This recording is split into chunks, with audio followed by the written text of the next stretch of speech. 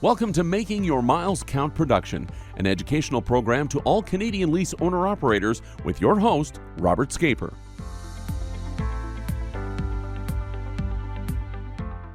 Welcome again to Making Your Miles Count, and today we are going to be talking some stories and sort of a little bit of a buffet of different topics because there's quite a bit of things going on, and it's the beginning of summer, I guess. We just had Canada Day, but who knows when this is going to be released. Yeah. But it takes a little bit of editing time or so. But what we're going to do is basically talk about a few topics that I got a couple here that I want to talk about, and then anything else you guys are going through. Okay. This is a summer of how do you say, where everybody's on cruise control for this. Actually, it's going to be this summer off into the fall. And the primary reason I use the word cruise control is because nobody's doing any super high investment.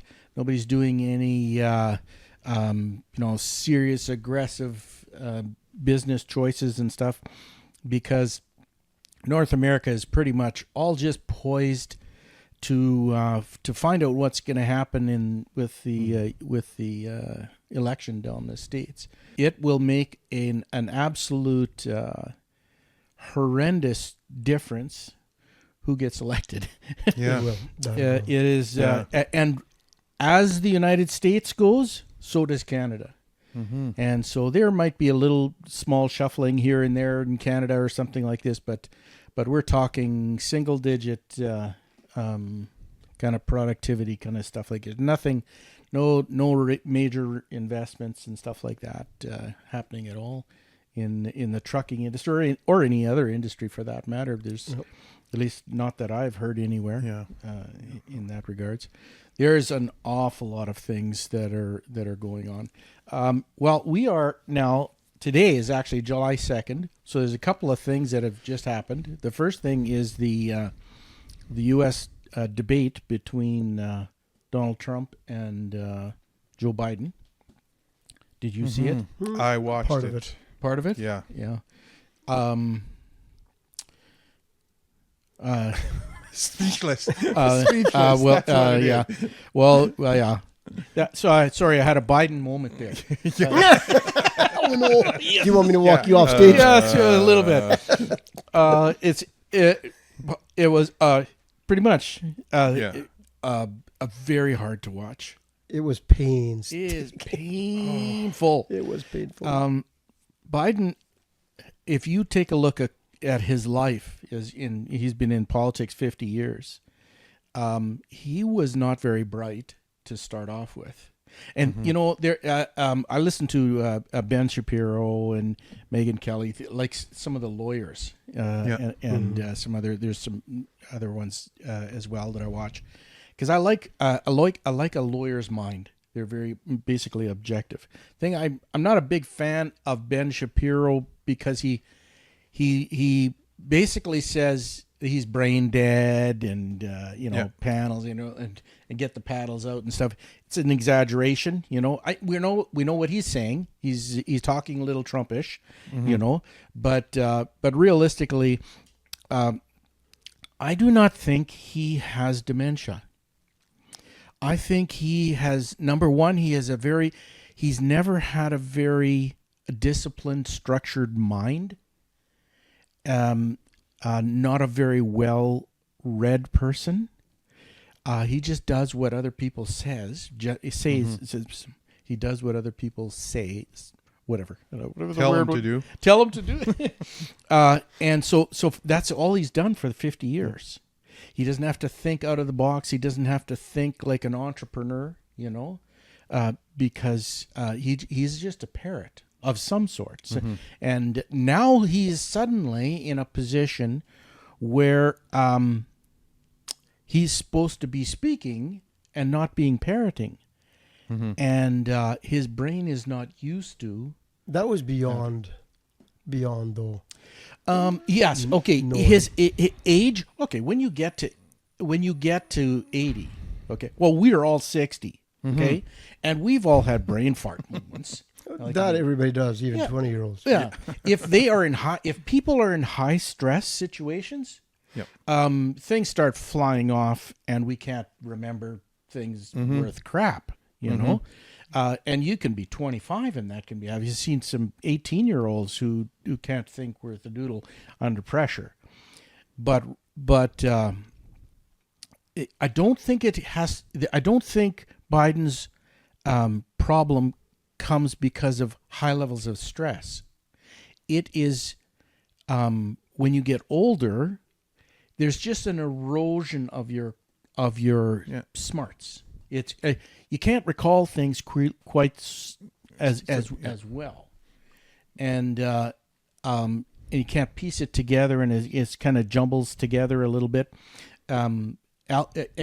Mathematics, if you study math, whether it's Newton, Albert Einstein, all of the great mathematicians, they did the majority of their really, really good work when they're 20s and 30s and maybe 40s. There's a lot of parallel with in age and, say, for instance, a professional sport like football or hockey or something like that. You only got a small window of opportunity to do the really great work, and then after that, things start dropping down. And it's the same way mentally, and his mind is just tired, and he knows the talking points, but he just screwed them up because he's not sharp. But how can you get the economy, COVID, and what was the other one? The border, all mixed up in one sentence. Yeah, it was really the best. Okay, even the Democrats said, I know it was just horrible. Terrible this was. I've taken a fair bit of schooling, probably a total of 7 years of schooling. Okay, and one of the things. What's that? I'm sorry. Sorry. No wonder we can't keep up with you. And we took debate classes, okay? And the way it was structured at the master's level is you got a list of things, and you choose which topic you want to discuss. And so you go down the list, and, okay, all right, here's one thing I really like. Okay, so everybody chooses it. But on the date that you're going to be debating with somebody else, they flip a coin, and that determines whether you are pro or anti, whatever the position was on there. So you had to know both sides, what the positives are on the one argument, and the negatives, and you maximize the positives and you minimize the negatives on whichever position that you're on. And then once you've done that, depending on the teacher, sometimes they'll switch it around. And I said, now you do the argument on the other side. Great exercise, so you fully understand both positions. Yeah. And then they evaluate you based on your logic and your presentation and your emphasis and stuff like this. That was not a debate on policy. They were calling each other, well, you did this stupid. Well, you did that stupid. Well, you did this. You did that. You did that. And it was just not even mudslinging. It was just blaming each other back and forth. It was like 5-year-olds. A kindergarten class. Just there was no real logic and policy on it. It was very emotional. And I give, if I was going to give marks to I'd say probably Trump got a 5 or a 6, because he was quite focused on his talking points, and I'd give Biden a 1. He sort of picked up he actually made a really, really good point. And in the what did he say? The moderator or whatever said about Roe v. Wade. Yes. Okay. Yeah. And the abortion issue. And Trump said, leave it to the states, because nothing has really changed. Just leave it to the states. And then Biden says, you can't leave things like as important as abortion to the states. That's like leaving the debate of slavery and Jim Crow or whatever to the states. Some things have to be done federally. Yeah. And it was timed perfectly. Like Trump said what he said, and he just nailed it right there. And I thought, oh, okay, good point. I don't agree with it, but good point. Mm-hmm. And then from there, you know what his very next point was? He started talking about that Texas lady or whatever who got raped and murdered by an immigrant, like an illegal immigrant.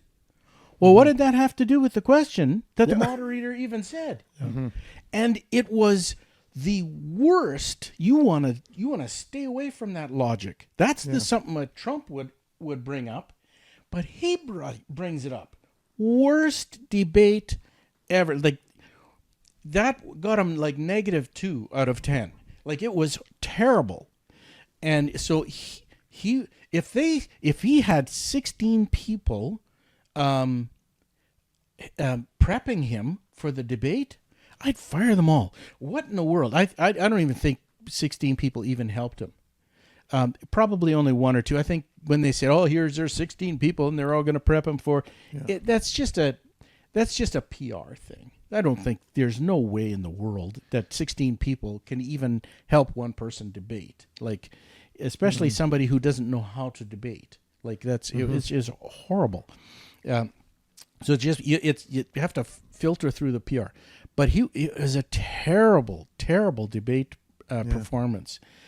Not just because he stammered, but it was just he could not keep logic in his mind, and I don't know if that's I don't know if that is a reflection of Alzheimer's or dementia. It can be. It can be. Or because the speech he gave the next day at a rally, he was vocal and verbal and strong. Yeah. So I mean, like his performance is all over the map. But realistically, he had a horrible day. Like his in there, and realistically, the position of President of the United States is sort of like a job, like a NFL professional sports athlete or a hockey NHL, and you have to be on your prime performance all the time. Yeah. And you can't just say, oh, you invaded that country. I'll just wait. It's 8:00 at night, and I got to take my nap. I'll see you at 10:00 tomorrow morning. Yeah. Oh, come on. The world all over the. By then, it's all far too late. Yeah. It reminds me of, maybe it's a bad illustration, but when the Allies invaded Normandy, when they took over the beaches early in the morning at 6, it was about 6:00 in the morning. They're fighting through the beaches and they wired Berlin, said, hey, there's a big invasion, and they didn't know what to do because Hitler was still sleeping. He didn't wake up until 11:00 in the morning or something like that, noon or something like that. So nothing got done at all for 6 hours. By then, it only took the worst beach, I think, took 3 hours to get to the pill stations, and so they got their foothold too late. It was too late. Yeah. Then they were. Now the ships can come in and bring in all this. Like that, you can't sleep in. No, you can't. No. You can't have. There's some jobs that you just can't. Just wait until I finish my nap.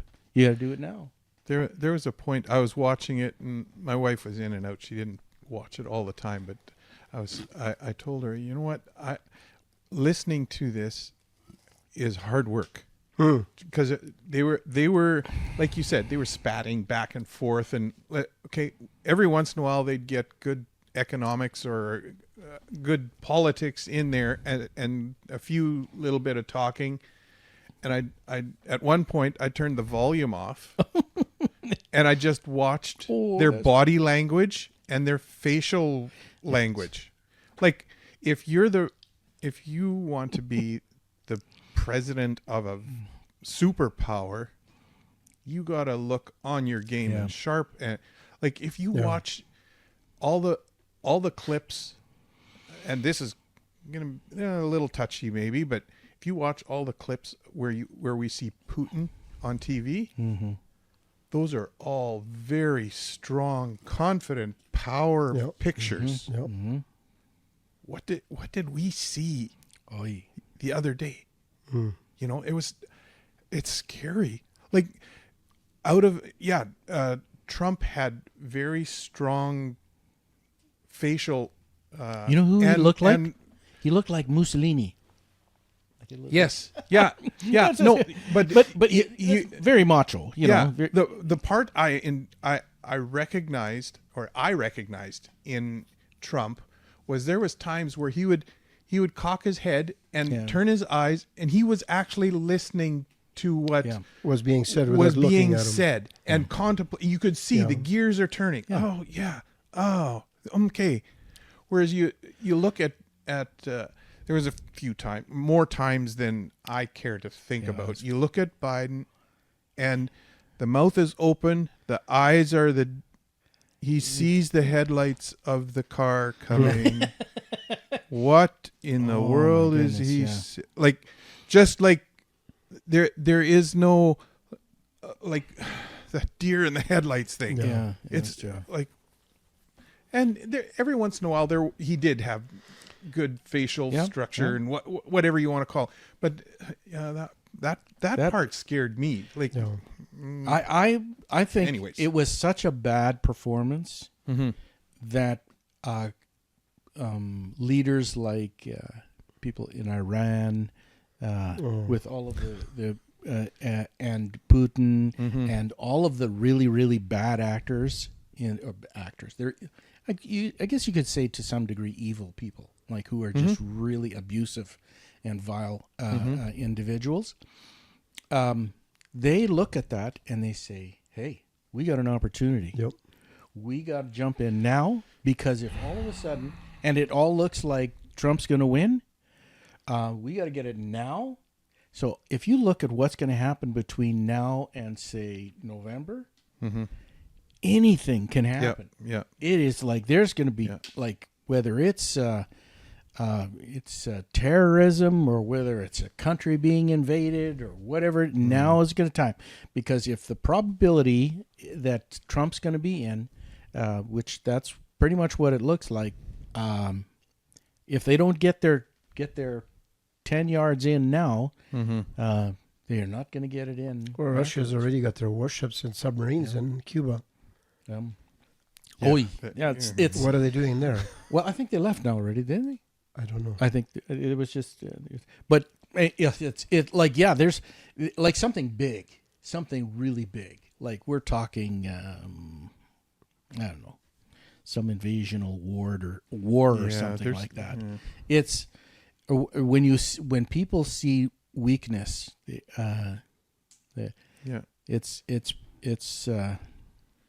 like animals on the plains of Africa. Yeah. You see one weak person or one weak animal, they're all looking. Yes. There's lunch. But in business, it's like that though too. Yep. If you see somebody who is highly leveraged, and very, very, you go, dang, there we go.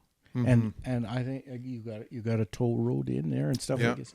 Yeah. And you have to be on your toes, especially an entrepreneur. You have to be on your game, or you just don't survive.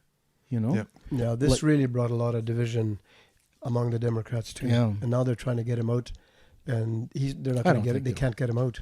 He said, "I'm not stepping back." Yeah, and the primary reason is because he's primarily he's proud. Sure.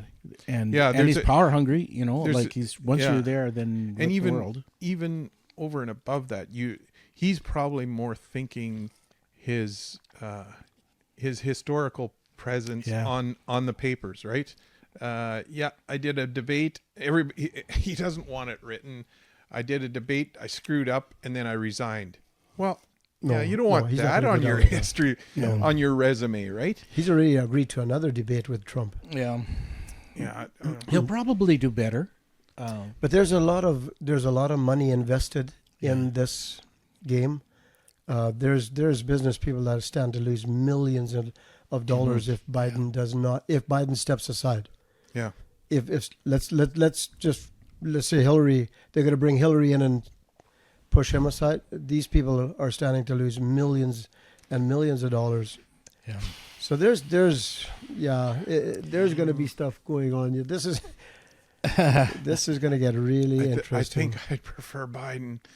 Then Hillary. Yikes! I would too. Did I say Hillary? Yeah. Kamala. Kamala Harris. I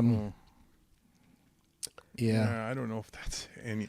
It's I don't know. It's if that's not an any improvement. better. It's certainly not an improvement. There is no good choice. Like even Newsom from California. Like this, that guy's absolutely. He has no heart. He's no. He's unbelievably just arrogant.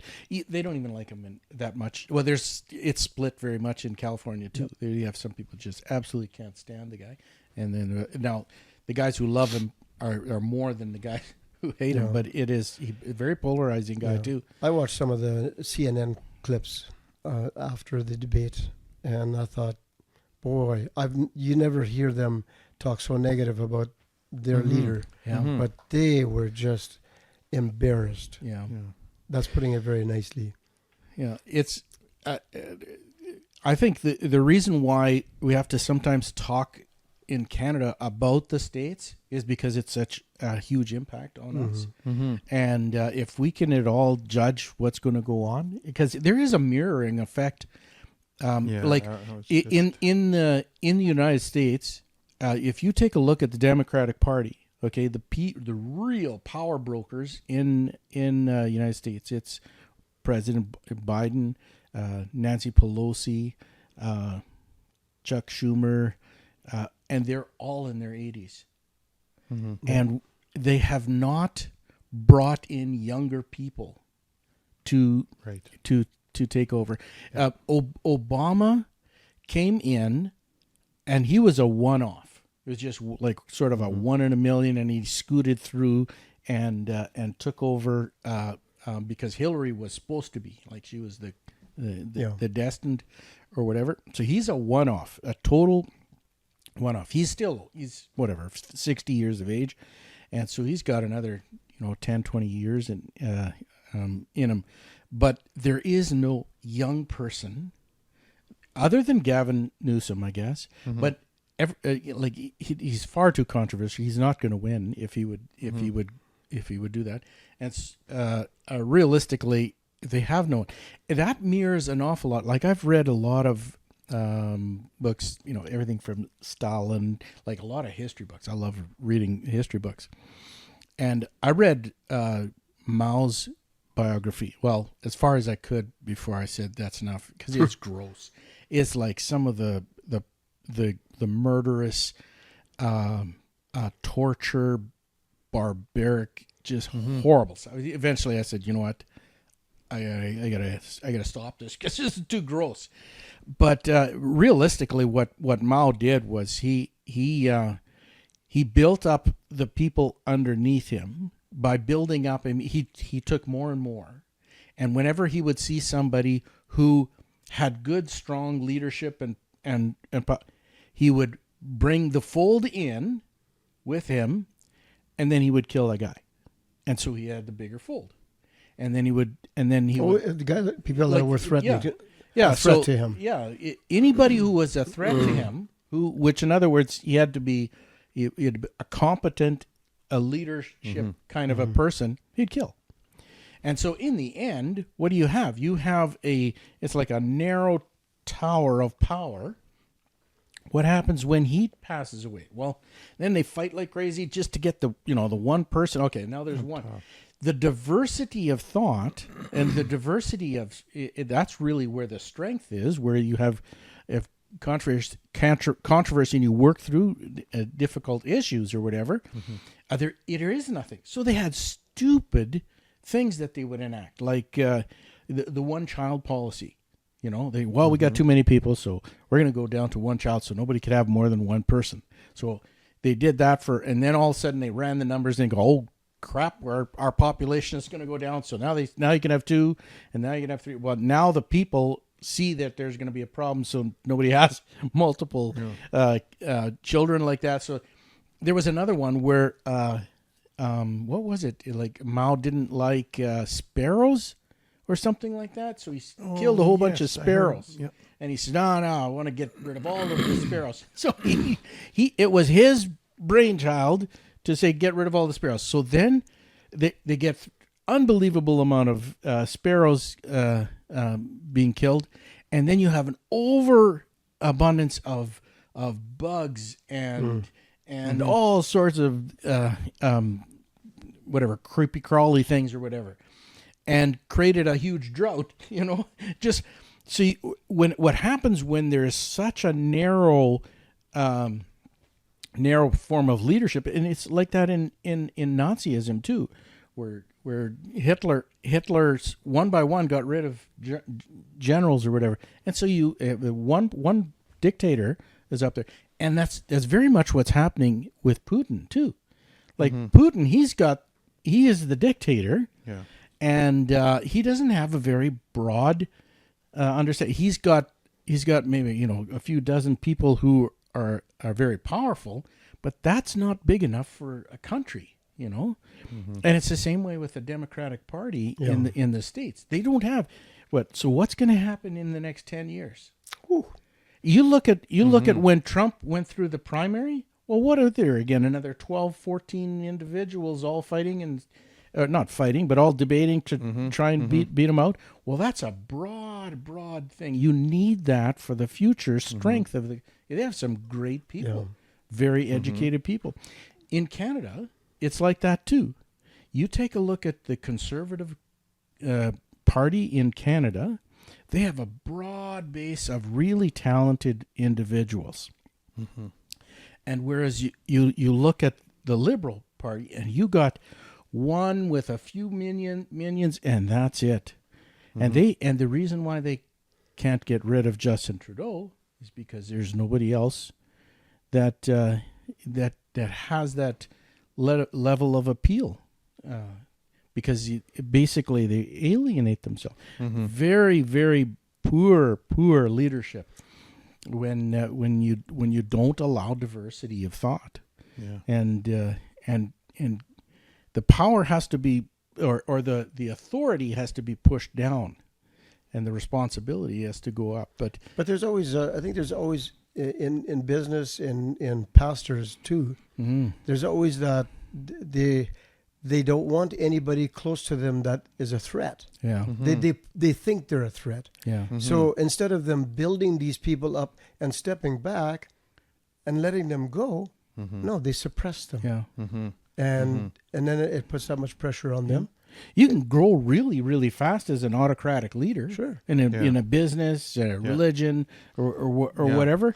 But it doesn't have the stamina. It doesn't have this. It has to have broad leadership, in order for it to have longevity. And I think it was Kevin O'Leary I was listening to, and he says, he definitely doesn't have the skills to run every piece of his business. Yeah. And he's always looking for someone who can do it better than him. Yeah. Very smart. But they still have to answer to him. Correct. Sure. So if that person is doing his job and starting to take over, Kevin, you still have to maintain that level of authority over everything. Yeah. But it's a different thinking than just, no, you fire him and get rid of. Well, no. If the guy's producing results, yes, and it's in his pro, let him go. Absolutely. Absolutely. Yeah. Absolutely. It's like our accounting firm. We have like our IT department. these guys talk in hieroglyphics, and I delegate an awful lot of responsibility to them, authority to them too. And oftentimes I've been in an IT meeting and say, hey, you know what? I really would like this and this and this. And they fire back and say, nope, not going to be done. That doesn't work. It doesn't work because we got these other things that are of a higher priority. Okay. And you didn't see that. I didn't see it. No, Correct. you know, or I say, you know what? You're right. That's a good point. Okay. Yep. We'll put it on the list in the back burner and whatever, you know, but they really care about it. They have initiative, you know, and they're really applying. So why in the world would I get in there and start wagging my finger? They're doing a fabulous job. We're going in a great direction, you know. Yep. But I mean, that's for like all different departments. You know, you gotta if there's too much ego in there, That doesn't work. It's just you never build something that'll last long term. No. And you can't work with them either. Yeah. Eventually, the really good people, they just say, you know, thank you. Yep. I'm going to go and I'm going to give a little bit more authority somewhere else. And I can go my own or something. And rightfully so. They should. Yep. Absolutely. Because initiative, if they have the initiative and the drive or whatever, then go for it. You know, I'll give you the resources to do great things, you know. I've put in 20 years of 16-hour work days. Why in the world am I doing? Like now, I like it's like I play chess. Well, if I move this over here, oh yeah, okay, we'll do that, and then we'll do this and we'll do that. That's really. It sounds like I'm really lazy, but these guys work differently. Yeah, my work is completely different. Yeah, and these guys have the energy. Yeah, and just let them go. Make you look good. Yeah, well, that's it. Yeah, yeah. Why not? Yeah, build your firm for you. Yeah, absolutely. And these guys are having fun doing it. They share the wealth. I would much rather have. What was it now? I'd rather have. There's one thing where instead of having 10 people give me $1,000, I'd rather have 1,000 people give me $10. You know, it's way better. You diversify stuff, and it's the same way as like if I take control of absolutely everything, and yes, okay, I can make $1,000, but you know what? I'm okay with making $400, $500, $600, and then the rest go to the people who have all of the energy. Yeah. And put it towards that. I actually had a conversation a little bit like that at work. I dropped my trailer last week, and some other driver came out and said, "Oh, how are you doing?" "I'm doing good, making the miles." And we were just talking to see. I guess he was trying to find out how much I was driving, and because it's been a little bit slow, and if you're I don't feel the pressure of finance like some of the other guys do. They've got newer trucks and they've got payments, and so that pressure is there. And I'm not. I'm slowing down. So I come at it differently, and they're a little taken back because they're not sure what. But I said, you know what? On average per load, I'm still doing very well. I'm very happy with what's going on. And he says, yeah, well, I was thinking of going here. They pay a few percent better and this and that. And I said, oh, you know what? You could. The problem is you make a change and it takes you 6 months just to break even from the change, and then start working on, figuring out what the company's doing. I said, you know what? If my company and my customers are happy with what I'm doing, I've got a repeat business happening. It's something that's dependable. It comes around, and for me, customer service, I love seeing the customers. Oh, my stuff is here. Oh, good, we can do this.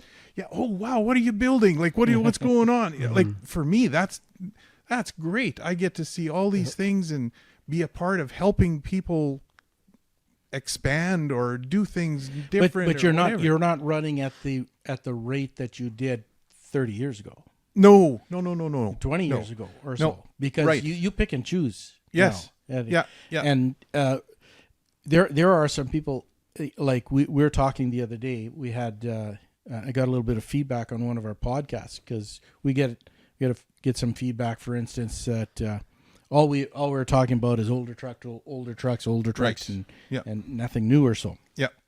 We had a person contacted. They just bought a brand new truck, like whatever, 180, 200, whatever it was, $200,000, and he says the cash flow is really working for me right now, and I understand that. I respect it. Now he is an unusual situation. First of all, he's doing LCVs, combination. He's on a scheduled run. Okay, so you have much more predictability of your fuel. Yeah. You can keep an eye on your maintenance and stuff like that when you're on a scheduled run.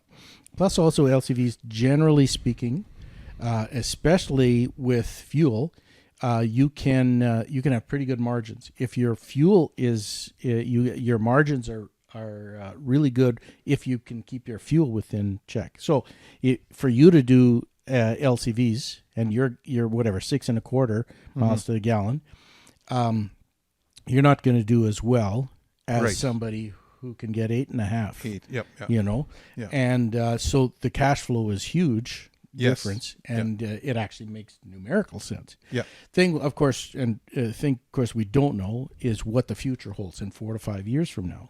You know, in that. But if the margin is high enough. And he manages the cash enough, so like he pays things down at a nice fast rate. He could do well, you know. I'm not exactly sure if but he could not take that same truck, even if he was getting 8.5, and serve your customers that you are doing, because you know you're doing whatever. 7,000 or 8,000 miles in a month, maybe somewhere in there. Yeah, 6 sometimes. Yeah, sometimes. Yeah. If I'm lucky, if you're lucky, if my wife is lucky. Yes, right. So realistically, he needs the volume as well as the margin. Yeah, and you don't need to have the volume. No, you just need the margin to a certain point. Yeah, and so it's very different business models. Yes, and he's in a different time frame in his life. To be able to make it work. in the his business model is what I went through 20 years ago. Oh, absolutely. I had an old International, and actually I laid it over and wrote it off, and I was contemplating, okay, well, maybe I just not drive truck anymore. And we did some numbers. You told me about Steve's livestock. Oh no, I was in there already, and I didn't know whether I was going to continue with it. That's what it was. And I was looking for a used truck. I didn't have any intention of going new, but from what I was driving to what I bought, they were telling me I was going to get at least 1.5 miles better fuel mileage. So you sat down with me and we realized that if all I needed was a minimum of 0.5 mile to the gallon, and my payment difference was covered, and I knew for a fact a 0.5 mile to the gallon I could manage, and so that's the reason I made that jump. Okay, what was the cost? Do you remember what the cost? It was in 1999, wasn't it, or 1998? 99, yeah. 99. What would you pay for it? Was it 130, 125? 126, I think. Yeah, I think that was once everything was So you done. had to keep your miles up for the first 4, 5, 6 years or whatever. Yeah. Well, all I had to do was maintain the same mileage, and I was working. The company I was working for, I put myself in their care because they're a good go-getting company. Yeah. I don't even have to say anything, and they're going to get me out on the road because they want to make money, right? So you got to find that right company that's motivated on their end to make themselves money, and you hardly have to be a go-getter. Yeah. You just service your customers. They're going to say, "Oh, I want that guy on my road again. He does what I want. He's making me money. Send him. So you, by default, you become a priority carrier. Yeah. And so it's is a good move back then. yes. And you had several opportunities to buy new after that. Mm-hmm. And how many times have you rebuilt your engine? Twice? 3. 3 times. Yes. Okay. Yeah. So I got, what is it? I didn't do the math lately, but it should be somewhere around 3.3 million miles on the truck right now. So, Yeah, that's a lot. That's probably paid for itself. My guess, probably about 3 or 4 times. at least, yeah. Yeah, At least. yeah. So Yeah. that's Well, it's paid for the truck. It's paid for all my personal vehicles. It's paid for my house. It's paid for my living. It's Yeah. helped support the kids. That one vehicle, you know, to just trade it up. No, it's done well. It's not as quiet as the new ones. Yeah. It's I was not- talking to higher up at a company a while back, and I think I told this story before too. And he was complaining that there was a guy 75 years old who was a truck driver, and some dealership sold him a brand new truck, $230,000, you know, and the manager called up the dealership and he says, "What are you thinking? This guy is 75 years old." Yeah. You know, and I guess bottom line, the dealership just didn't care. Yeah. Like it was a sale. Wow. And I guess the driver didn't care either. Like he wasn't thinking. If Like, I die, if I don't have to make the payment. don't have Yeah. yeah. But that's really not a life choice that people should be making. Like there are I have clients in their late 70s and 80s driving, and I talk to them. So when are you gonna retire? And he says, when I die. Mm-hmm. He says that's pretty much, you know, Yeah. that's Yeah. that's what they're looking forward to in the future is his dying. And so. and even And it's nice on Yeah. the road. Like sure it is. some people just love the road, and you know, there's nothing more you know, at home anymore. Yeah. And it's to some people it's fine, and I can really respect that, you know. Yeah. But realistically, the vast majority of them don't die on the road. They become incapable of doing the job anymore. Yeah. And then, you know, everything comes and crashing down. I've had opportunities available to me that I could upgrade and get a nice, quiet, better fuel mileage truck. Mm-hmm. Now I'd have to weigh the cost of the emissions issues on the newer trucks. Mm-hmm. And That's a risk factor. That is a risk factor that it's like going to Vegas. You know, you could go there and win and do big. You could lose everything too. Yep. And I know I've heard of both. Yeah. Okay. Yeah. So I'm not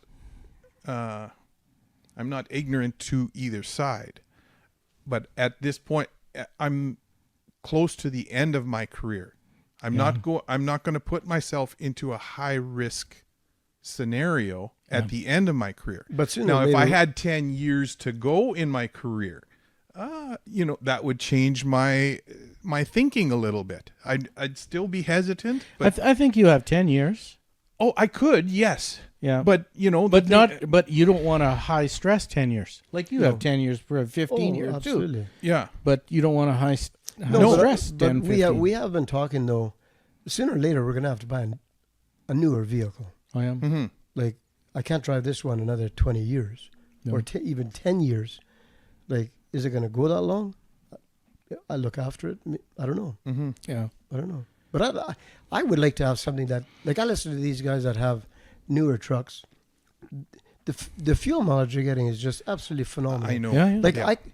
I can make my payments on what those guys are getting for fuel mileage. Yes. Mhm. Like they're Yeah, you're running teams, so that multiplies your fuel right, savings. and my truck is terrible on fuel, oh yeah. Mm-hmm. like terrible. But we're pulling flatbed. So, I mean, how much better would the new trucks do on Pulling flatbed, what I'm yeah. doing Yeah. than like I have friends that just bought a new truck, brand new one, and they're doing phenomenal fuel mileage, but they're pulling van. Yeah. And they're set up for it, everything. So now you put that same truck on what I do. Yeah, that Yeah. may not be the They're- same. That They're gonna You're hauling, lose- if they're you gonna haul lose fuel. combines, it doesn't really make any difference what you're no, and see, we It's haul like mostly parachutes. farm equipment, and Yeah. that all scrapes wind. Yeah, Yeah. yeah. Like Yeah. it's, yeah, the truck works hard. Yeah. Like when I was at the other company before pulling van, oh man, there was no work for that truck. Yeah, yeah. Like I could go almost 10 years on a set of tires. Yeah. There's no work. Yeah. And then when I started this job a year and a half ago, yeah, I'm really noticing my truck. Your margins are better though. My truck Mhm. is aging. I don't know what the guys are getting now on van. I know it is lower. Yeah, we are. I talked to our friends that just started at a company just over a month and a half ago, and I asked them what they were taking home, if I may ask. What, And, did they have that new truck? Yeah, they have that new Oh, truck. yeah. That'll make a difference because the cash, eh? Yeah. So Or I mean the different fuel the cash. different if I would take my truck to that same company, Yeah. and at the fuel mileage, even if I'd get half a mile to the gallon better, I'm still way lower, like over 3 miles to the gallon, worse than they are. So I figured, okay, if they're taking home this, I'm taking home about 75 cents a mile. Oh, yeah. So I mean, we are definitely taking home more than that. Oh yeah, yeah. So we're about over 50 cents, 60 cents ahead, Oh yeah. Yeah. even with bad fuel mileage. Yeah. My boss always says, "Don't worry about the fuel mileage." Yeah. Yeah. He said, "You look at the rate," Yeah. Mhm. Yep. and What you're getting. so and some of Yeah. the rates have been really, really good, Yeah. Yeah. Yeah. really good. Yeah. So you'll get like 7 or 8 nice ones, and then you have to deal with it. 3 or 4. You know what? I take the lower paying ones too, because if you're going to sit over there for 2 days, Yeah. it's going to cost you something there, Mm-hmm. and then you still might not get Yeah. Yeah. a Yeah. good Yeah. one. So take this one, get it to where it needs to go, and Yeah. take another one. Yeah. Yeah. So I know some of our guys will sit on the road for 4 days. Yeah. I will not do that. No. Oh. No. You're also a husband-wife team, and you could and time is a little bit more of a factor for you because you got the power. Like all you just shoot over there, and you never run out of hours, and you just go. Yeah. You know, so it's a little bit different on your business model. Yeah. For Well, sure. I know at our company, there's guys that won't do a load unless it pays so much per mile. Correct. Yeah. And We have some like they'll that too. they'll sit at home for a day and a half until that comes along. Well, Sitting at home is a little different than on the road. yeah, Yeah, but yeah. but even on the road, if they find something, they're pulling hens. They're always fighting with the dispatch and like, come on, you got to do better. You got to do this, and like that. For me, that would stress me out so much more. Yeah. Get me home, whatever. But I've also found that the company that I work for, every once in a while there is a low paying load, and they keep that in mind. At the end of the month, Yeah. they have an overall average what I did per mile. Yeah, and but they know have you. they have know a you. minimum, Yeah. but they also have that for everyone. Like I know there's bad loads, but we're trying to keep it at Yeah. least a minimum. Yeah. And they work hard at that. They do very well. And you know what? Everybody knows that every once in a while you're just going to get one that sucks. Yeah. You can get I've done really high paying loads that cost me in permits and downtime and waiting, and it ends up being one of the suckiest loads Yeah. because of because of Time, all of these other things, right?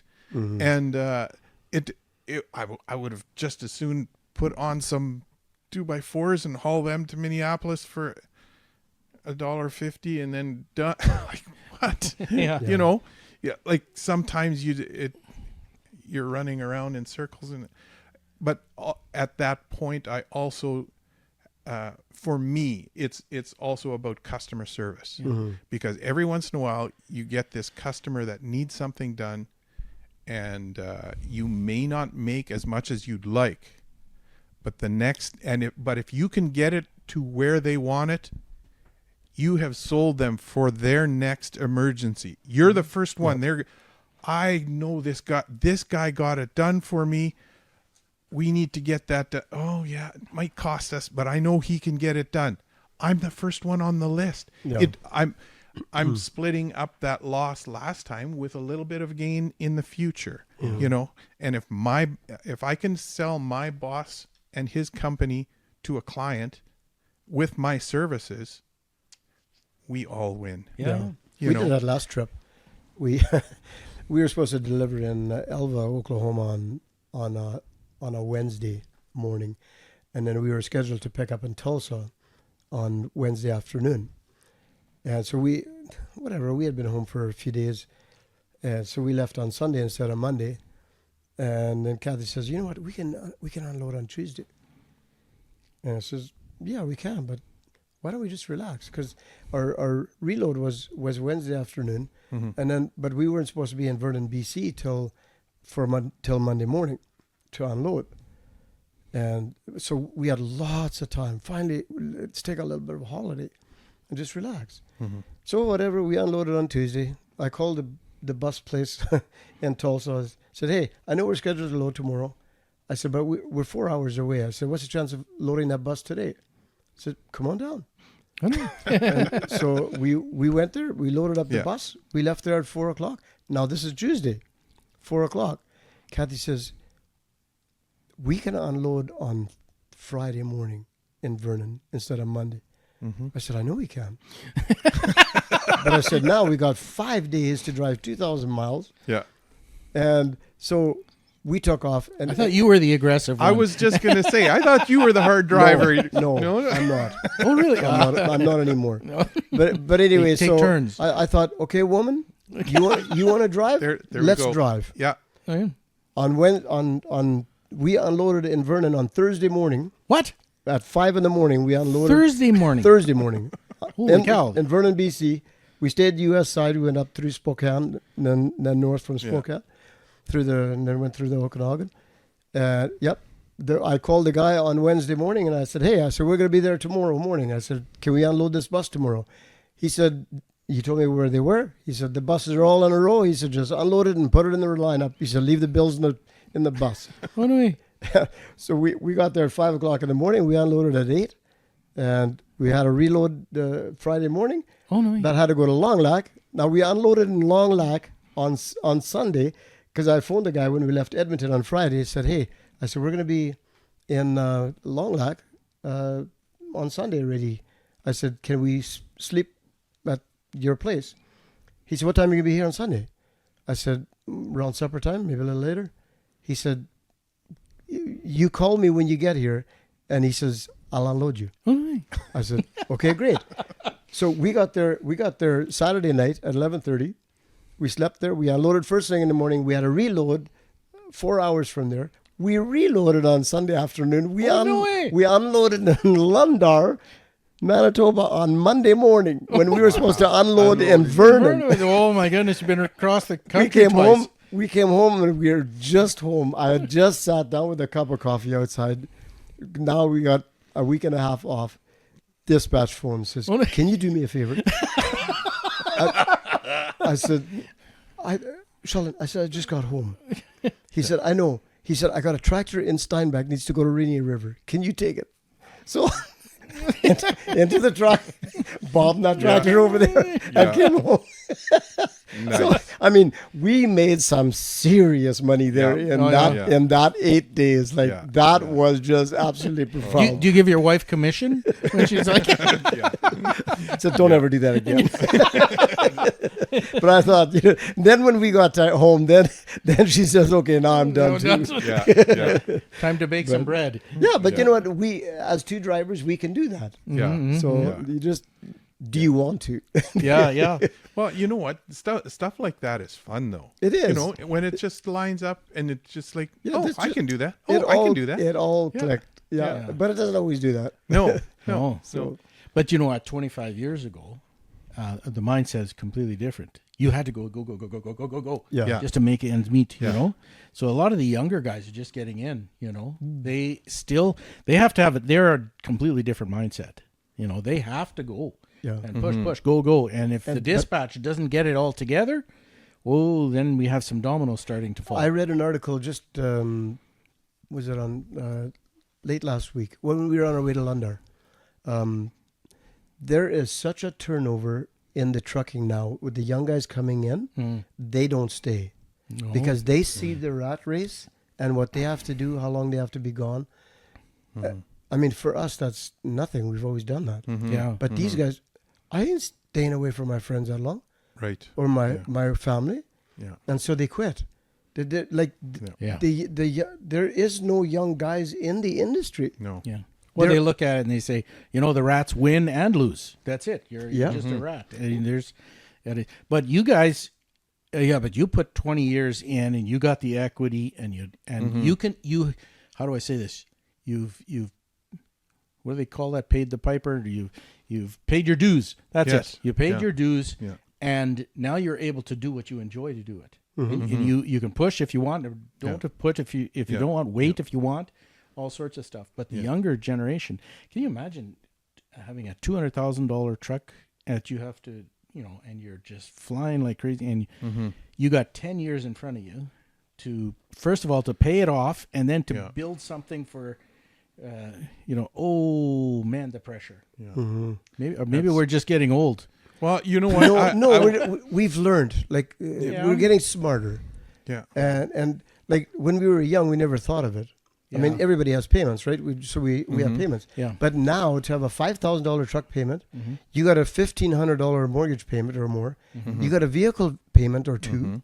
Plus you got groceries. I mean, it's crazy. Oh, How do you do that as a single driver? Yeah. Yeah. No. Or that's- as somebody who doesn't have a home, they're just in an apartment and they're Or in a and truck. and they're working like crazy trying to get down payment for a house that's you know $400,000 is a low a low house Yep. Yeah. value right now. They must obviously be on the prairies if they're buying a $400,000 house or out in the bush somewhere. You know, it is tough. It is really it's really tough. But you have to learn how to sacrifice. Yeah. Like I mean, But that's all part of a business plan, though, because as much as we did or didn't think about it when we were younger, we had a business plan. I need to pay this truck off. Yeah. That was the shortest part of it. Yep. Get this truck paid off. We had energy. We had connections. We just did it and made it happen. And as we go along, we can. I'll get our personal vehicle paid off, and then the house is paid off, and then this something extra school for the kids, or this and this. That business plan just got worked and worked. Yeah. And now I don't see the younger generation that's getting into trucking. They don't have that business plan. Like some of them do, but it's more Very few. you've got to, you were saying very few have a business mind. yeah. Yeah. It's like okay, where's I'm my going pay- and what's what's my my paycheck? paycheck? Yeah. Yeah. Well, Yeah. yes, but okay, but see, the reason you and me can do what we can is because over the years we've made these payments. We've set ourselves up in a financial position where we're using the equity that we have in the truck to maintain and carry ourselves through. And like, we can't drive. I can't physically drive 15,000 miles a month anymore. No. Yeah. Like, and when I was hauling livestock, 15 grand, that was an average okay month. Yeah. Like there's lots of months I personally did 18 plus. Yeah. Now those are long. That's before the months. ELDs. You think? Yeah. Yeah. This was before. But we also, our mindset was to get the truck paid off because in 3 years, Yeah. the repairs are coming. Yeah. And so you needed to be prepared for that. Yep. Yeah. Yeah. You can't think paycheck to paycheck.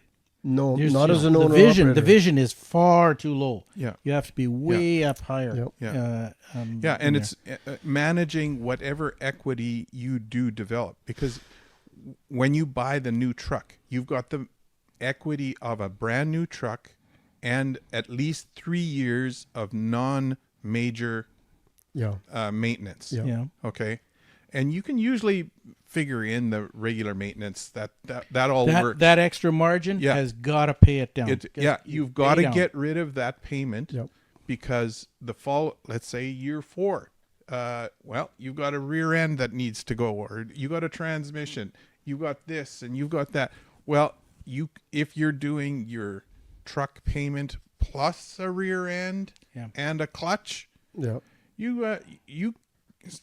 some payments got to go somewhere. Yeah. You know, it's tough. managing that equity that you have Yeah. acquired. You brought a really good point up, and we know a driver out there who is constantly, who for many years asked advice of me. What should I buy? This? Should I do this? Should I do this? He finally got to the point where he had a truck that had good fuel economy, good margins, very solid truck, and he was doing really, really well with it. So he had it. I think it was pretty much paid for, but he had it for about a year and a half, and then he kept asking me how am I doing? And I said, look, everything is fine. Don't touch anything. Keep going the way you're doing. Everything's fine. Then so 3 or 4 months later, I find out he sold the truck, bought a brand new truck, and then he had a huge payment again. This was before they were 200,000 or whatever, and his fuel economy went way down again. He lost about 2 miles a gallon or something like that, 1.5 miles or something like that. Well, he threw away all of his margin that he had, all of his really good, strong work for a good 2 or 3 or 4 years, and he just blew it on a shiny new truck. Yeah. And I'm not putting it like there's time to get a new truck without a doubt, but that was not it, because he didn't. He felt the pressure releasing. And he felt a little bit of freedom, and then wham, he just got himself right under the gun again. And if the person does that, it gets into the habit of it, doing it over and over again. Well, 20, 30 years after, he's in the exact same situation where he was 20, 30 years before that. He's just not getting away. It's the small little choices. Yeah. Well, actually, they're big choices sometimes that make a huge difference 20 years down the line. But I guess if a truck driver he says, you know what, I'm just gonna try being an owner operator for a couple of years and see how it goes. Well, your vision for your success is way too low. You have to say, look, if you're going to commit to being an owner operator, you got to be 5 to 7 years. Yeah. Trying doesn't work. It's like riding a bull. Like, I can try. Once you're on him, you're on him. Yeah. Either you want, you're gonna. Yeah. No. Well, I gave myself 5 years. Yeah. Yeah. And I bought a very cheap truck, very cheap, and I paid it off in 3 months. Oh wow! And but yeah, the money back then was better than now. But and then I bought a new one, and that one did super well. I wish I still had that truck. That thing was, man, we did field mileage with that thing, and made some serious money. And just before it was paid off, I sold it and got out of it for whatever, a couple of years, and did something else. Drove somewhere else, and but yeah, I wish I still had it. Yeah, but for sure. I'm gonna read an article here.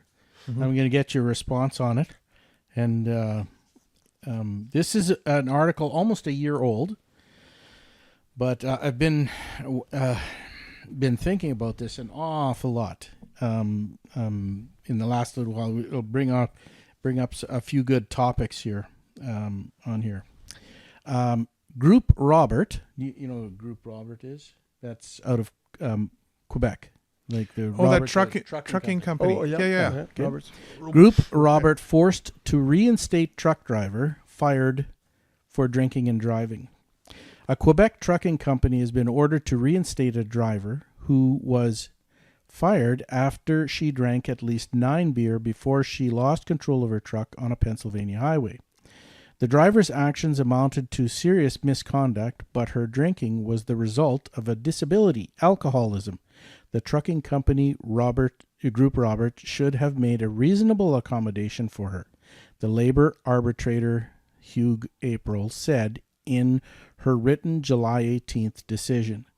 The night of the accident, she needed to drink, April said. She admitted that even though she knew she shouldn't, the need was stronger, like something that she couldn't control. Group Robert fired the driver after she was involved in a single vehicle crash shortly before midnight on June 30th, 2022. The facts of the case say the driver stopped twice to buy a 6-pack of beer as she drove from a Montreal suburb to Pennsylvania. The woman admitted she drank at least 9 beer during the trip, but she said she didn't remember whether she drank the final 3 on the road. After the crash, which damaged the truck but caused no injuries, she was arrested with a blood alcohol level that was 0.18, more than twice the legal limit. Whoa. Reported drinking problem. The driver told her employer about her drinking problem about a week after the crash. One day after she sought medical help to stop drinking, she was officially fired August 31st after she had completed an inpatient addiction treatment program. April said there was no evidence Group Robert asked or verified whether their troubled employees suffered from alcoholism. The driver told the arbitrator the company could have installed an alcohol testing device on her truck after the crash or found other work for her. Group Robert, meanwhile, told April that the collective agreement between the company and the union representing drivers is clear. The penalty for drinking and driving is immediate termination of employment. Group Robert to appeal. The company said it will appeal the decision. At Group Robert, the safety of all road users is an absolute priority, company spokesman Kim Leclerc wrote in an email on Monday. Leclerc said the decision to fire the driver was not taken lightly. We have a responsibility to the community to ensure that our employees meet the highest safety standards. Marc-Andre Gauthier, spokesman for Teamsters Canada, the union that represents the driver and that challenged her dismissal, said it has an obligation to defend its members in work-related matters. Regardless of the circumstances, road safety is a priority for the union, Gauthier said in an email Monday. We encourage drivers to respect driving laws and transport companies to put the necessary policies and tools to allow their employees to practice their profession in complete safety, he wrote, adding that the union cannot comment further because the company is appealing the arbitrator's decision.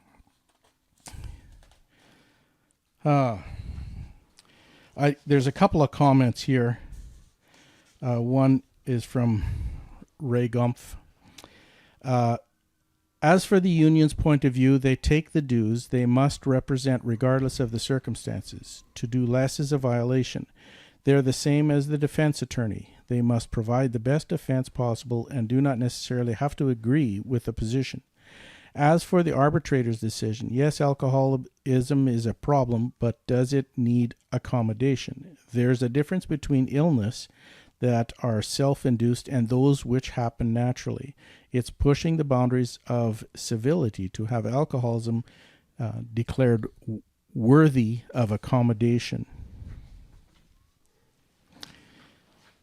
That I'm not exactly sure what the current status on that appeal is. I'm assuming, and I sure hope, that it was overturned. But when you have a an arbitrator, arbitrator, or a judge declare something as bizarre as a drunk driving commercial driver as being you have to accommodate their alcoholism, that is endangering the public. That's the law, though. Well, At Penner, the company I was at before, if you were caught drinking, and I know of a driver that got an impaired charge in Illinois. It's while he was driving truck? correct, his own truck, but the company had to put him through AA or whatever it was, kind of to help him. And Illinois actually dropped the charges when they found out how well the company had done with this driver. Then they released this driver to go back driving. I don't know how long they suspended him, but he had to go through this program. Then a year later, that same cop in Illinois saw the truck, thought, you know what, I'm just going to pull him over just for a routine check.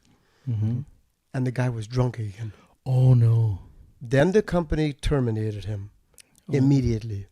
That they can do. But they have to go through the first step first. That's the law. Wow. Yep. There are some things, in my opinion, that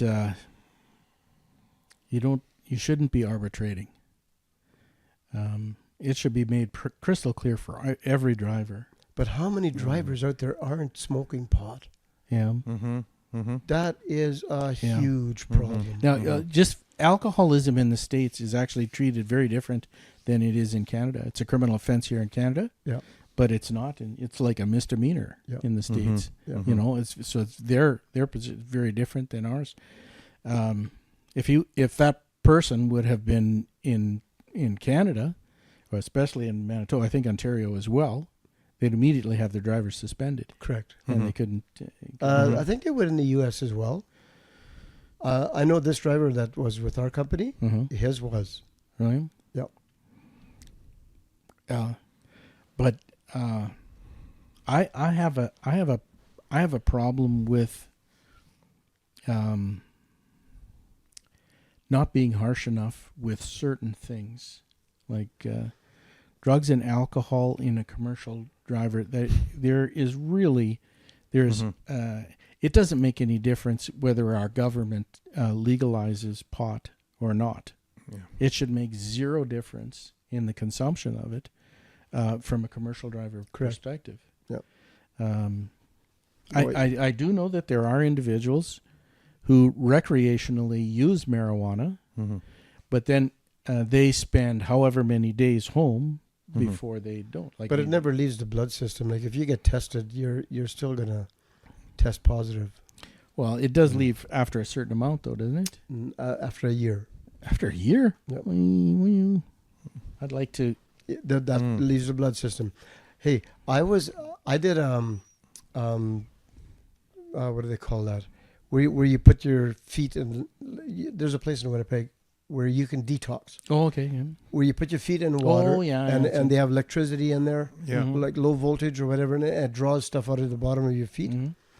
And I had not smoked for probably 25 years. Oh, wow. And she says, "Are you a smoker?" Oh. I said, "No." She said, "You were?" I said, "How do you know?" She said, "It shows in the water." Oh, really? Oh my word. And that was that long after. Oh, Yeah. wow. So they say you smoke marijuana, it's in your system for that long. Yeah. But I don't know. Like when people are smoking, I do not breathe. Yeah. I'm out of there. Yeah. I had a client. This was many years ago, long before it was still illegal, and he had a speech impediment, and that made him sound like he was drunk. It was a little bit like who's that Kennedy president, RFK guy down the state. Junior. Yeah. Yes. But it's a little bit like that, but it actually sounded like he was drunk. a lot more so Okay. than Kennedy does. But so I noticed that interviewing, but he was totally loose. Like everything was all fine, and but he would regularly be picked up, and like go to a scale or something like that. They'd always test him. Like he would be regular on a monthly basis, and it was just because of his speech impediment. Right. You know. Yeah. And there was one time where they tested, and he actually had marijuana in him. And he says, "What in the world?" Like they, you know, and he said, he was at a truck stop, and he was watching television, and there was a guy beside him who was smoking marijuana, and and so he got secondhand marijuana smoke on him, and he says, "Yeah, how do you do it?" And then you have the speech impediment for. And it was really set up against him. Well, at least that's the story that he told me. Yeah, yeah. Maybe who knows? I've been told a lot of really wild stories over the years. Yeah. But And you know, I don't know. Maybe I take it. Well, I take my job very personal, and I take a lot of pride in what I do too. Correct. And I understand there's possibly a medical issue to alcohol. That can be argued this way and that. It's an addictive behavior, right? Yeah. And, you know, there's a good argument for both sides. And even if you just leave that alone, I still think there should be a zero tolerance for commercial drivers. Is there not a zero tolerance? There's supposed to be. But I thought there was. Well, okay, but if you have to hire someone back for this incident, like to make them hire him back would say, in my mind, says, okay, we have a zero tolerance problem, but they have an addiction, so we have to make accommodations for that. Okay. You're arguing the point back and forth. It is no longer a zero tolerance. A zero tolerance means once, done. But at a 1.8, they should rethink that a little bit. Absolutely. 0.18, absolutely. That's because if you're the commercial operator, okay, let's take it one step up. Should we then also take that and apply it to our commercial pilots? Can it fit to commercial? We're special rated hauling commercial pilots. No, you're right. Truck drivers. You're right. Can you not? Is this why are we holding this one different? No, you know what? As dangerous it is to fly a plane, it's just. You don't want a pilot drinking 9 beer on the way to Toronto. No, that's right. You know, so a zero tolerance is a zero for me. It's an extremely harsh, unforgiving rule. I can't understand how they even would go that direction, like with a person that drinks that much. Some people can hide it really good. Yeah, they can. But beer is not something you can hide. Like you hide it with vodka generally because you don't have the smell. The smell with vodka but beer is like very yeasty smell. You can tell that. No, I think in this case, I don't think that company should be. I wouldn't want to hire them back. At least not to drive. I applaud their standing on principle and appealing it. I think thank you very much. Everybody should be standing in appreciation. It's their company. They should not. They shouldn't put their insurance or the lives of other people out there at their equipment. Yeah. Exactly. No, I don't agree with that. Yeah. It is. It's because if I'm not. It's not that I'm heartless to alcohol. No. It's just that we're in a different stand. Commercial drivers, like you have people's lives in your hands. You're rolling 80,000 pounds at 70 mile an hour. Yeah. My goodness, you can do You a can lot kill of a damage. lot of people real Yeah. quick. Yeah.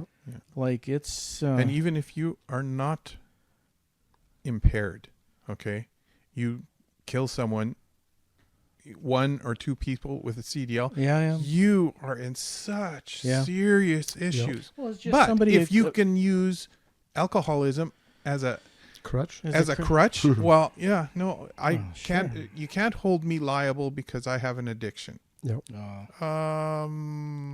What about an addiction to, like, there was a guy, was a couple of weeks ago now, just locally around here, who rear-ended a car just outside of our city here, rear-ended a couple of cars on the shoulder because he was texting and driving a highway tractor. Yeah. And my. and so they ticketed the poor, well, no, I was going to just say poor guy, but no, he was texting while driving a commercial vehicle, you know. Yeah. The guy says, "Well, wait a minute, you know what? It's addictive. It is. Texting is addictive." It is. Yeah, sure. We all Yeah. do it. I'm sorry. yeah, We all, I know. we, Yeah. we all do it. Yeah, I know. Some just get caught. Yeah. It's like you have premarital sex. Oh, you got caught. We didn't. Yes. Yeah, exactly. but Yeah. you still did it. Yeah. Yeah. Yeah. I'm guilty of it just as much as everybody else. Yeah. That's why But- I and don't. I don't carry on conversations on a text. That I will not do. no. But Well, even for me, a pet peeve is I am still astounded at how many commercial drivers will pass me on the road and they're holding their phone like this. Yeah. What? After all these years of hands-free device, we've got technology. yeah, You're not supposed to touch the phone. It's easy enough just to do the headset. Like, Yeah. come on, Yeah. hands-free. yeah. You're It's still distractive, distracted. yeah. You're still distracted. You're still The whatever. was it what do they call that when I can't be convicted anymore, where the time frame is gone too far? I'll remember whatever. I've read several books while driving. Just between the drivers, like you have to be in a double lane, like it's, and I've read several books just reading. This was many years ago. This was like 30 years ago. Statute of limitations. Statute of limitations on it. So they can't nail me anymore. But yeah, it was really stupid. Yeah. But that was actually before Audible, like before they had audio books. Remember they used to be so hard on guys, they would have laptops and they'd watch a movie while driving? Oh, Yeah. yeah. That has increased by 1,000,000 times. Yeah. Oh, yeah. Because now the guys have their phones either here or on the windshield, Mhm. and they got their headsets on, and they're Yeah. watching a movie Yeah. while they're driving. Yeah. Oh, you Yeah. see that all the Yeah. time. Guys pass you, and they got Yeah. They got it shining on their face. It's, everything is dark in the middle of the night or whatever, and you can see that. Well, obviously he's looking at something. It's not his dash lights Yep. that are keeping him lit in there. Yeah. yeah. That's for sure. He's watching Jason Bourne or something.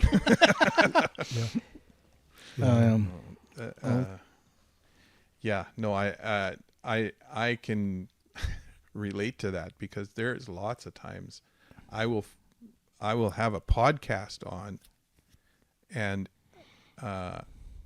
it's on, like, because it's free on YouTube, whatever, it just runs. And I haven't had a radio in my truck, No, I am. an actual radio. Yeah, but you listen to it or you watch it too. No, I'll listen. I listen to about 90% of it. Oh, Like yeah. out of the corner of my eye, if they're making gestures or they put up something, sometimes I'll go over, like, just glance over, right? Yeah. But It sure no, it's- does change the job or the atmosphere when you have when you can listen to something for 6 hours or something like Yes. that, Yeah, yeah. And Yeah. I'm still old school. I like it quiet. you like Yeah? it, right? We don't listen to hardly anything. Yeah. Do you know We're both like that. You know the problem with me is, and my wife and I like driving, and we drive quite a bit, and I can drive, and I can get into a zone where I'm putting things together. Like, I mean, I got it's like a Swiss watch of a whole bunch of responsibilities. So I'm putting this gear in here with that and doing a cash flow on this, and then we're doing all sorts of different things and capacities and stuff like this. And I can zone out completely when I'm driving. And that's why I try not to drive very much. I have my wife drive or my son drive or something like that, because I will suddenly, there's a good idea. I wonder if that would go into there, and how they go there, and I am gone. Yeah. And that's dangerous. Yes. That is really, really dangerous. Now, my work is different, and so it's not driving related anymore. Yeah. But there, I can see where people, if I would be getting out on the road again, I would have to almost sell my business in order to be a good driver. Yeah. Because it just Well, doesn't. I can relate to that, because even listening to a podcast, you can get so focused that all of a sudden, now my corner is just about here. Where'd the last hour go? Yeah. Oh yeah. And then you wonder, okay, all of this stuff, all of my lane changing and traffic and whatever, that's all done by automatic muscle memory. Yeah. And I'm going, wow, that's terrific and scary all at the same time. My wife reads lots of books while driving. She'll awesome. like she's in the passenger seat, and I read to my wife a lot. I used to. well, Kathy a lot does more to than- me, Yeah. and I've probably mentioned it before. Yeah. But she reads a lot of books. We go places and buy books, and then I just drive. Yeah. I'll drive 8 hours and let her read, Yeah. and then all of a sudden, hey, wait a minute, my brain's starting to go everywhere. Let's talk about this. Yeah. and then you talk about it. Yeah. Yeah. We really enjoy that, but to have the radio on, virtually never. No. Yeah. I remember we did radio, and that it was annoying because every hour and a half you'd have to find a different radio station. hour. Yeah. That is. Yeah. Yeah, that was, Hour. and then XM came along, and then Oh, you yeah, could listen then- to that for hours. Oh, yeah, 'cause totally. But Yep. I don't know. Then it just got like, you got to pay for this and you got to pay for that. Yeah. Like, what the I heck? bought a lifetime subscription from XM. Oh, okay. We were on the 401. I'll never forget it. And my subscription was up or coming due. So I phoned them, and I said, hey, I said, my subscription's almost up. I'd like to renew it. And he comes back and he says, hey, how would you like to buy a lifetime subscription? And I quickly rolled through my head how many years I'd be driving it, and calculated at how much it would cost me. And I said, for how much? It's $500. I said, for a lifetime. I said, yeah. I said, I'll buy it. And they've cut me off twice because I don't listen to it enough. Then I have to call them and say, hey, you cut me off again. But they're constantly sending me emails. Yeah. They want me to put another radio on. Oh, yeah. So they can charge need me. some So money coming in. They're not getting any money. No. Yeah. But this has been like, shoot, man, this is like 16, 17 years. Oh, really? Oh, Oh, yeah. boy, your That is- grandfathered, great grandfathered in. Yeah. Yeah. That's Like Kathy that's had just started driving when I got that. Yeah. Oh, yeah. That's cool. I'd like to talk a little bit more about the Canadian economy. We started out talking a little bit about the U.S. elections and stuff like this. To some degree, we should probably talk a little bit about the Canadian elections, because yes, it's about 15 or 18 months, not 18 months, about 15 months from now or so. Because that's ultimately, well, okay, that would be the worst case scenario is 15 months from now. Oh, not 15. Yeah, 15, 17 months from now or so. We just finished experiencing Toronto-St. Paul by-election. I don't know if you know the by-election. I watched a little bit. And Yeah. I'm still a little confused Toronto, on. St. Paul for whatever. I think it's almost 40 years or so that Yeah. it's been solid liberal, Yes. just liberal, and not even Pierre Poilievre didn't even campaign there because it was a by-election. I guess somebody had stepped down, and then it was a mid-year kind of an election there, and Poilievre didn't even campaign in there because he said, "Well, we'll never win it," you know, and they won it.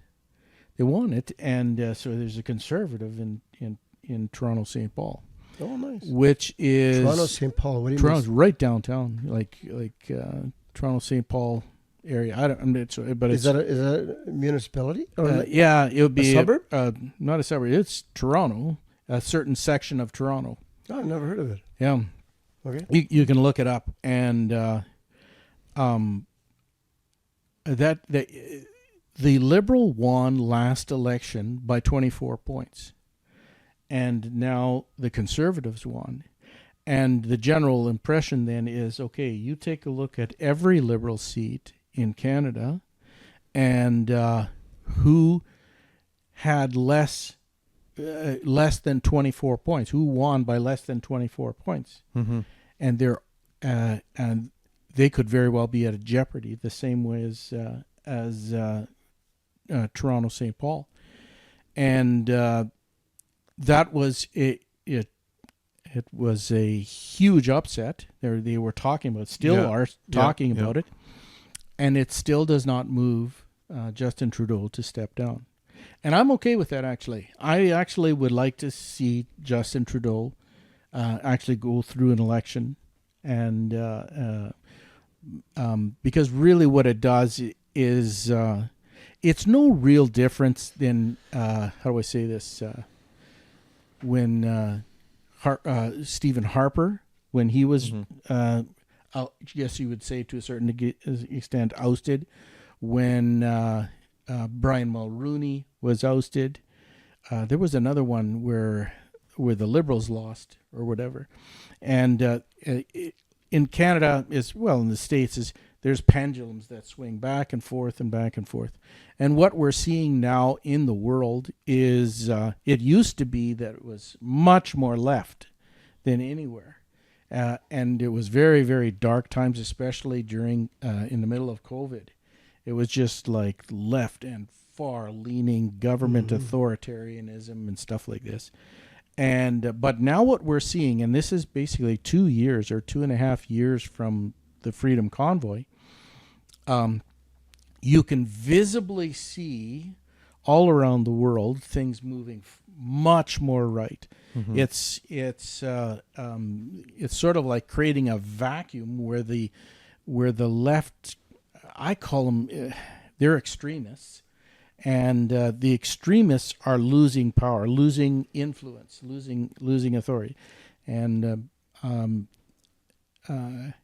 you can more than you can see it in the United States where people are saying, okay, that's enough. We're moving away from the left and moving towards the right. You can see it very much in Canada. I mean, Pierre Poilievre is 20 points up on the polls, and if they would have an election today, it would be the biggest landslide of any political party in Canada in its history. If there would be it would be a giant move over.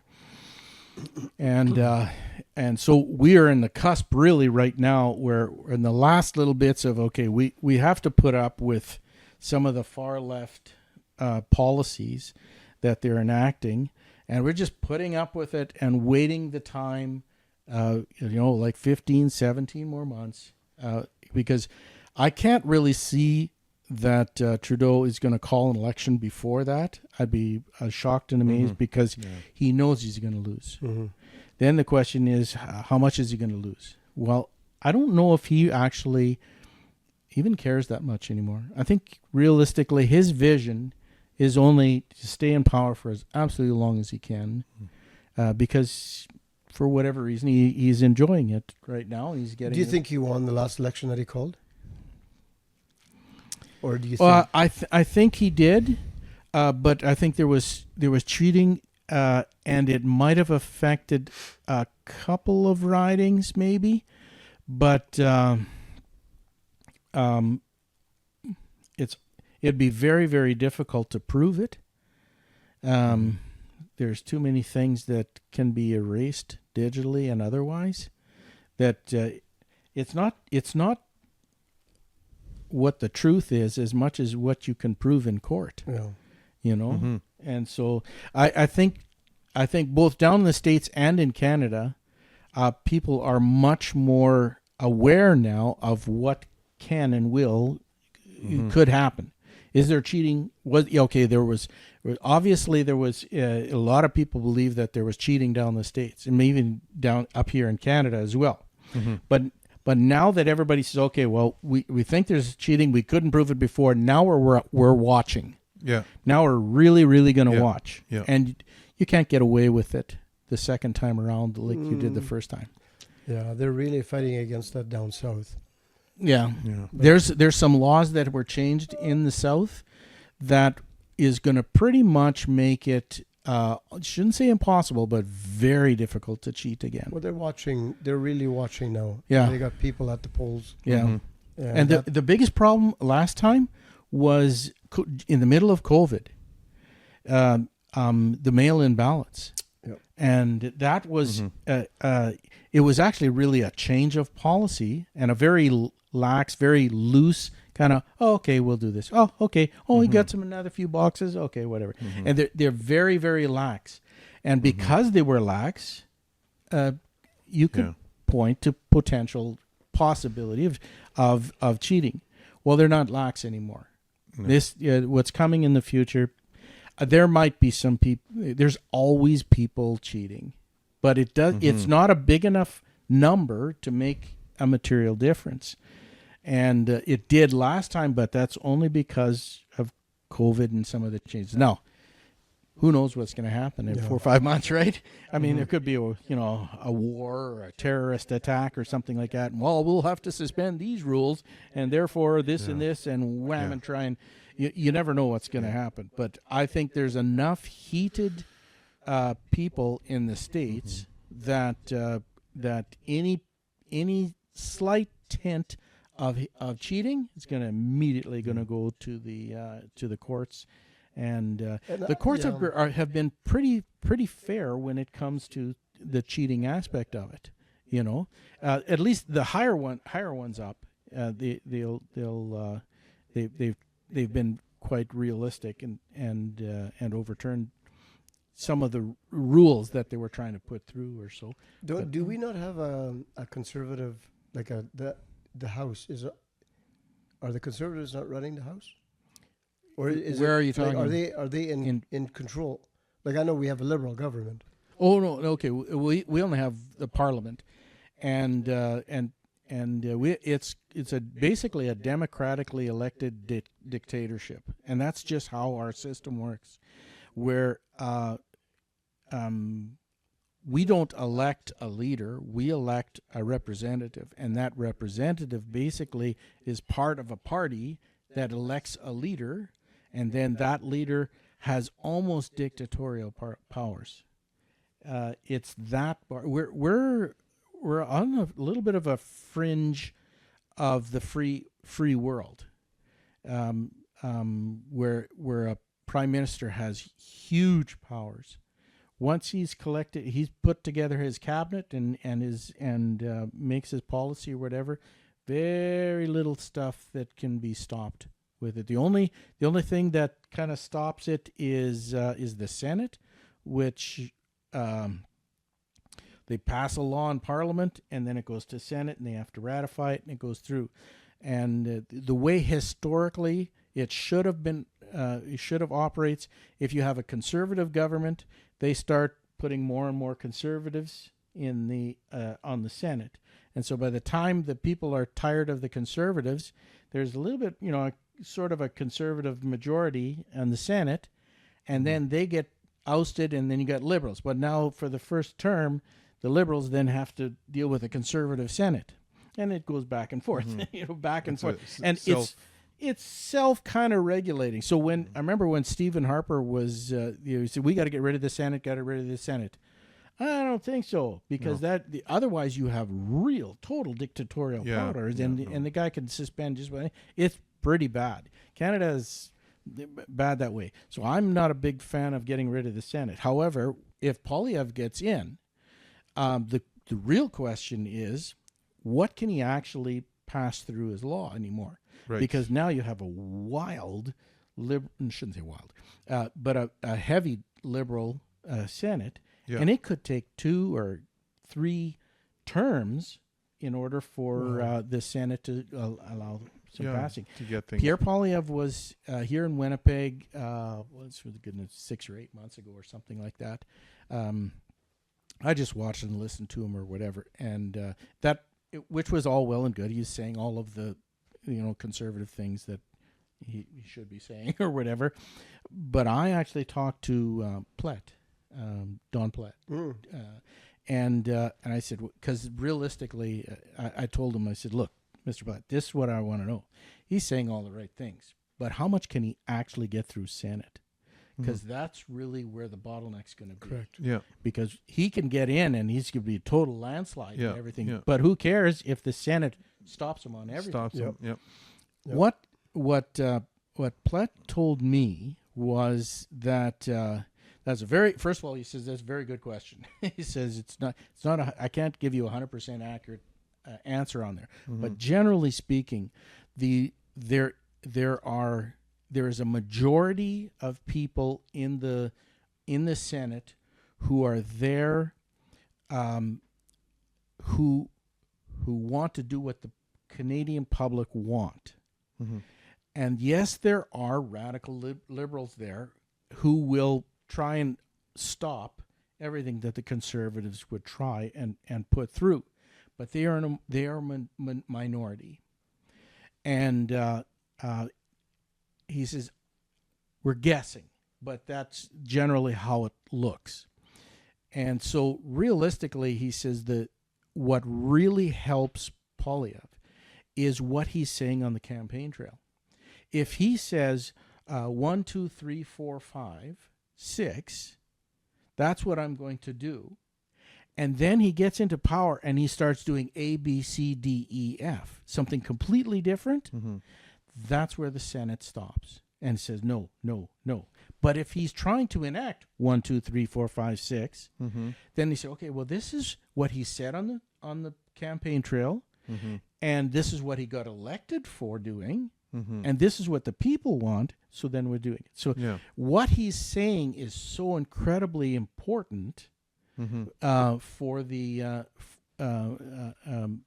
Liberals to understand, and the majority of the Liberals in the Senate to say, okay, well, this is what the people really want.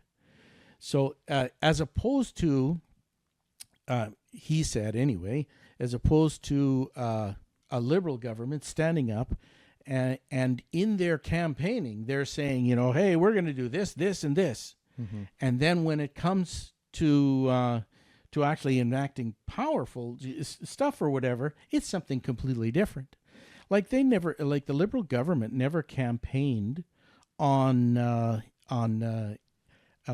internet censorship, and where they're blocking Google and YouTube and all of these things.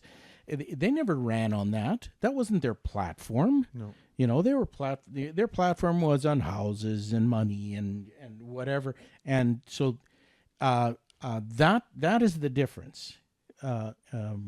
Saying one thing and doing something totally different. So it gave me a little bit of a hope to say, okay, but so let's say, for instance, in a year from now, we have an election and Poilievre is in. That's just step one.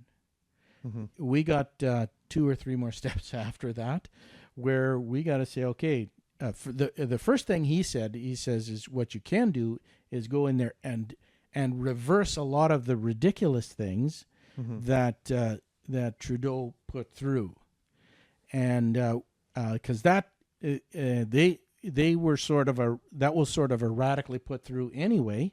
And to reverse them would actually be pretty easy, or at least that's the implication that he showed. Then 4 years later, it all gets reversed again. Well, it's just a vicious cycle. Well, depending on whether, if it's 4 years later, if it's radical again. Because I got this gut. Maybe I'm just optimistic, but realistically, in my opinion, if Trudeau gets absolutely trounced. Okay, it's not that the Liberal Party is a bad Liberal Party. It is the Liberal Party was taken over by radicals, and those radicals are what the Canadians are rebelling against. They don't want the radicals in there. There are some things that I at least understand and respect liberals, even though I would be considered a conservative. I respect a liberal position. But some of the things that Trudeau was putting through, they're not even liberal positions. They're like radical stuff. We're in an isolated country sometimes because some of this ridiculous things, and people understand. The Canadians are so gentle and okay, we're just going to wait for this next election, and Trudeau like really ticked off a lot of the Muslim and the Hindu population by some of the stuff that they're doing for, against, in my opinion, against children, for instance, and the family. And you do that once or twice, and it's in the mind of a good, solid, Muslim or Hindu individual who's very pro-family, and you say, why am I fighting the government in this in my life? I want the government out of my family. Get out of here. Yeah. And once they get that in their mind, that look, we got to get these radicals out of our family. How they can promise all the money, they can promise everything that they want just before the election. People are going to remember. Most of them are going to remember and say, you know what? Look what you did, and you were threatening my family, and we want you out. So once they're out. And if there's a good solid trouncing where liberals lose a huge amount like that, either the liberal government or the Liberal Party, should I say, they either continue being radical and not have any influence or almost no influence whatsoever, or they get rid of the radicals. And they go back to, like the Jean Chrétien and the Paul Martin and, the real liberals, so to speak, because, if you take a look at, Paul Martin, he was one of the first liberals to balance the budget. He was a lot of conservatives in there. Now, yes, Stephen Harper did pay down some debt, quite a bit of debt, so that's a conservative kind of thing. But liberals can act responsibly if they are truly liberals, But there's far too many radicals right now, and to clean house, man, that's going to take a lot. Once, if Pierre would get in, he has near dictatorial power, so he could get rid of, I always say, you could get rid of 50% of the government, and the average Canadian would hardly even notice any difference. Would just well, really? You got rid of 50% of the government? The people in the government would notice right away, oh my goodness, there's all sorts of things that we're not doing anymore. But the average Canadian would say, I don't even notice it. And that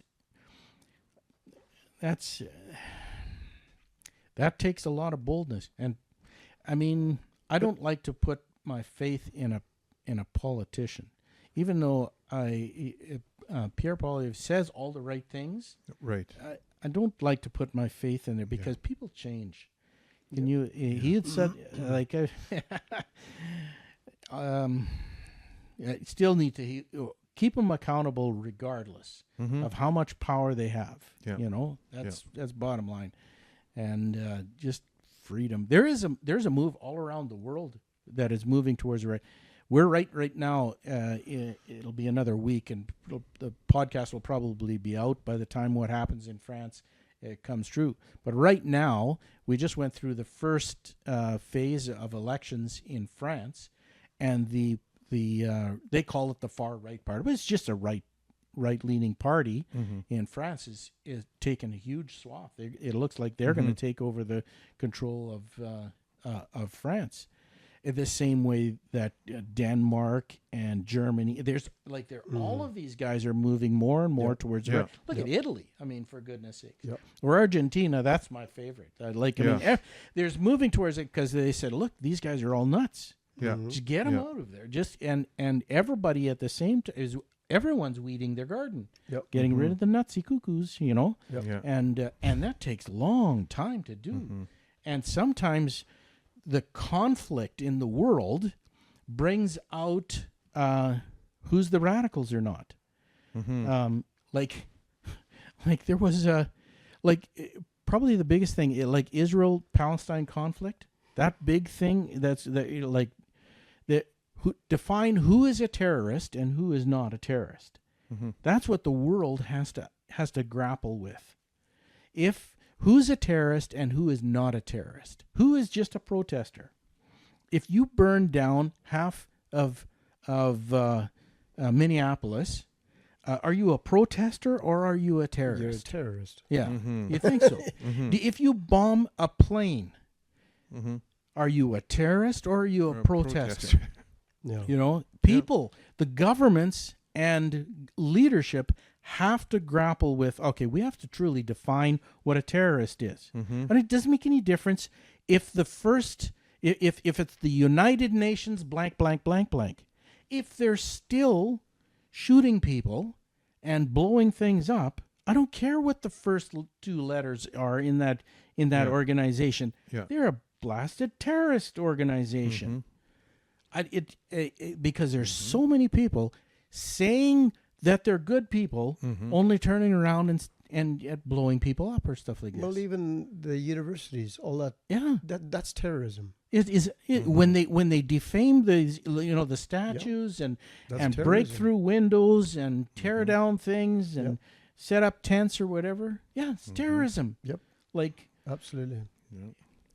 it's absolutely right. But what we're going through right now is actually not nearly as bad as how it happened actually in the 60s and 70s, because they actually blew things up back then.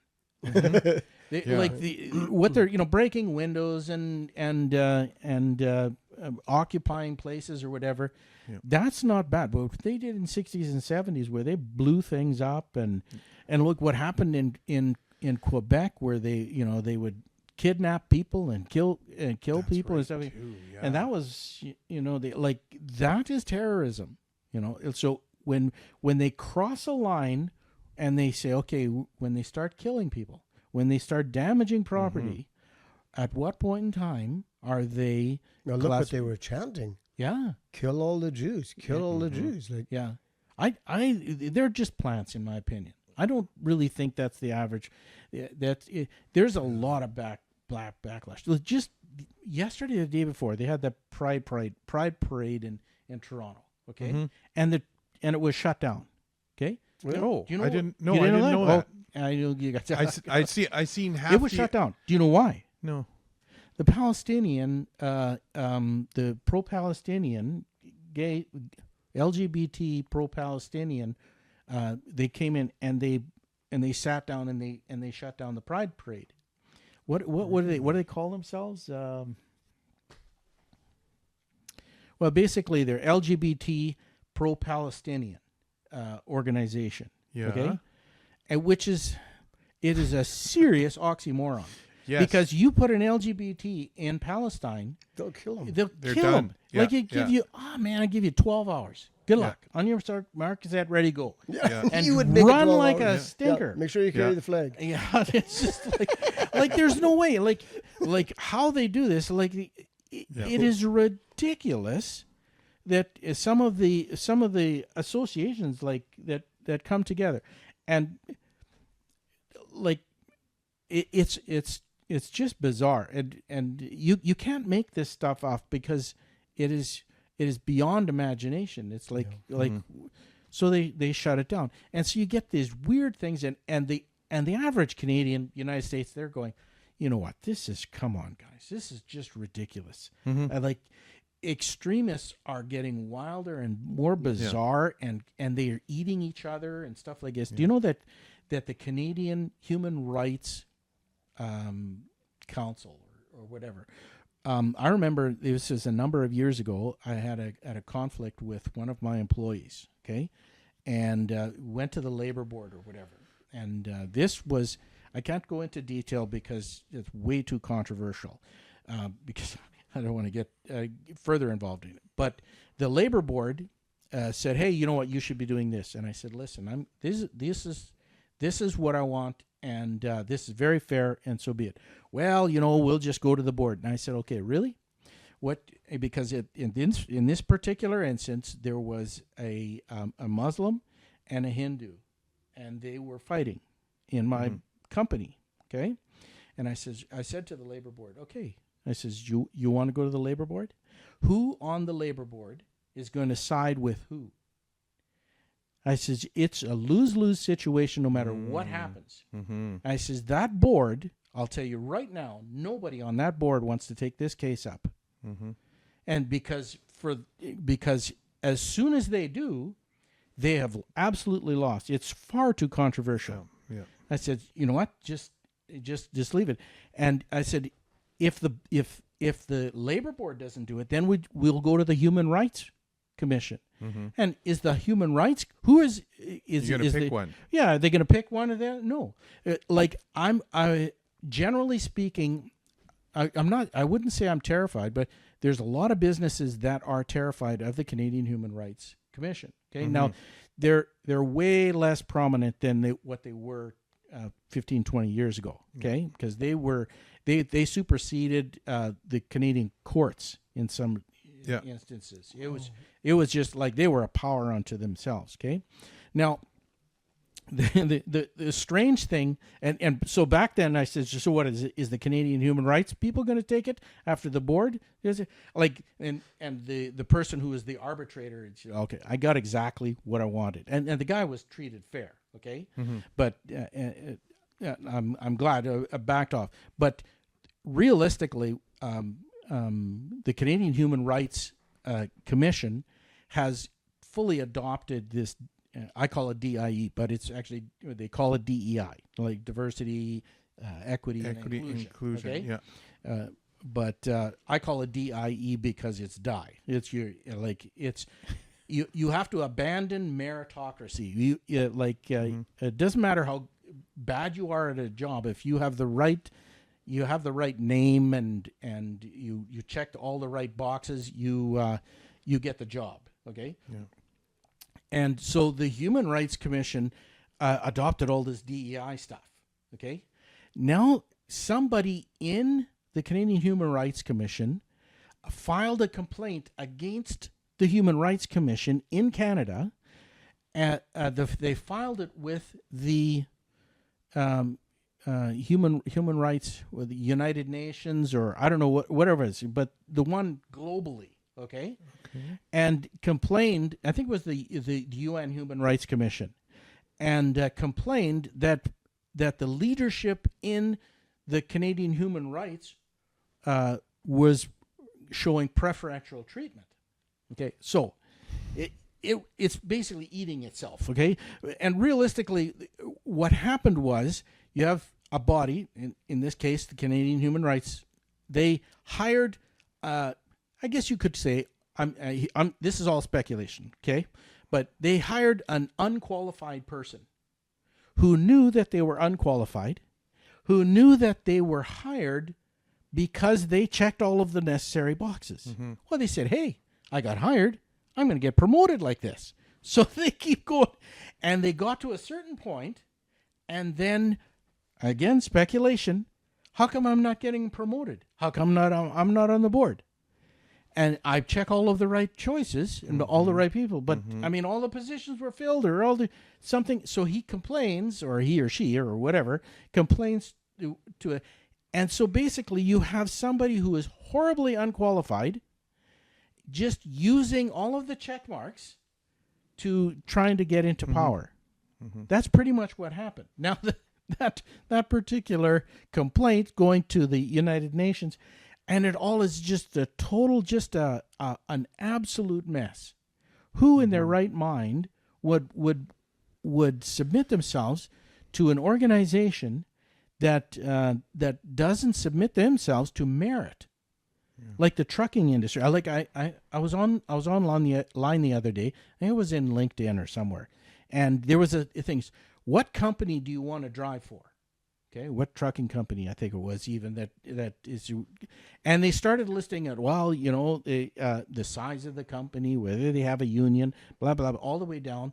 And there was like the third or fourth one. He says a definite, clear compliance with DEI. That's what they said. That's the company you want to work for. That's the exact opposite kind of company I'd want to work for.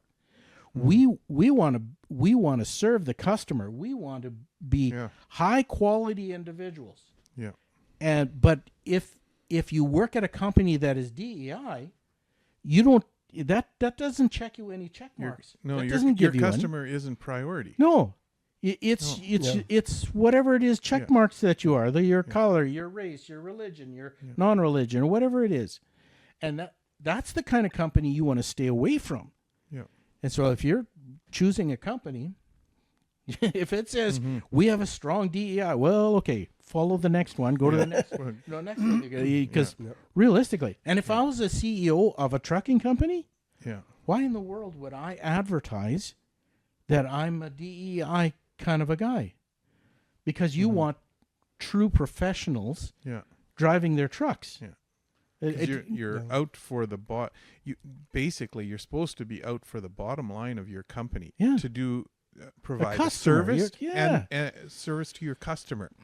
How does being inclusive with everything, how does that add to the dollar? It does not bring any value to anybody. As much as you want to have anybody and everybody available, the doors are open, you still have to pick someone who's qualified to make those pressure decisions. Driving down the road, you've got to know that there's a guy behind the steering wheel that under a certain amount of pressure, they can perform at a level that keeps everybody safe and performs the task to where their customers are happy and nobody dies.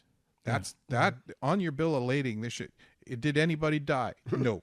That should be on every bill of lading. Yeah. Like, incidents or did someone die? You want nice, clean runs. On time delivery. Yeah. That's what's merit. Yeah. True merit in employment. And DEI has actually peaked, and it's starting to come back. Yeah. Even there's what's that large who started pushing BlackRock and these huge Vanguard, these guys, trillions of dollars and they were pushing this DEI stuff. They've backed off on it.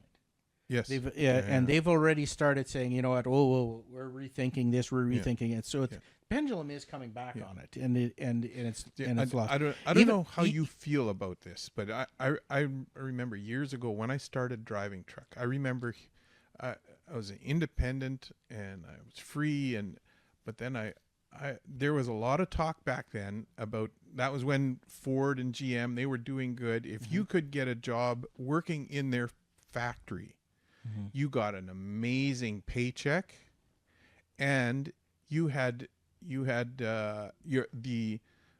union had your pension all lined up for you. You had it made.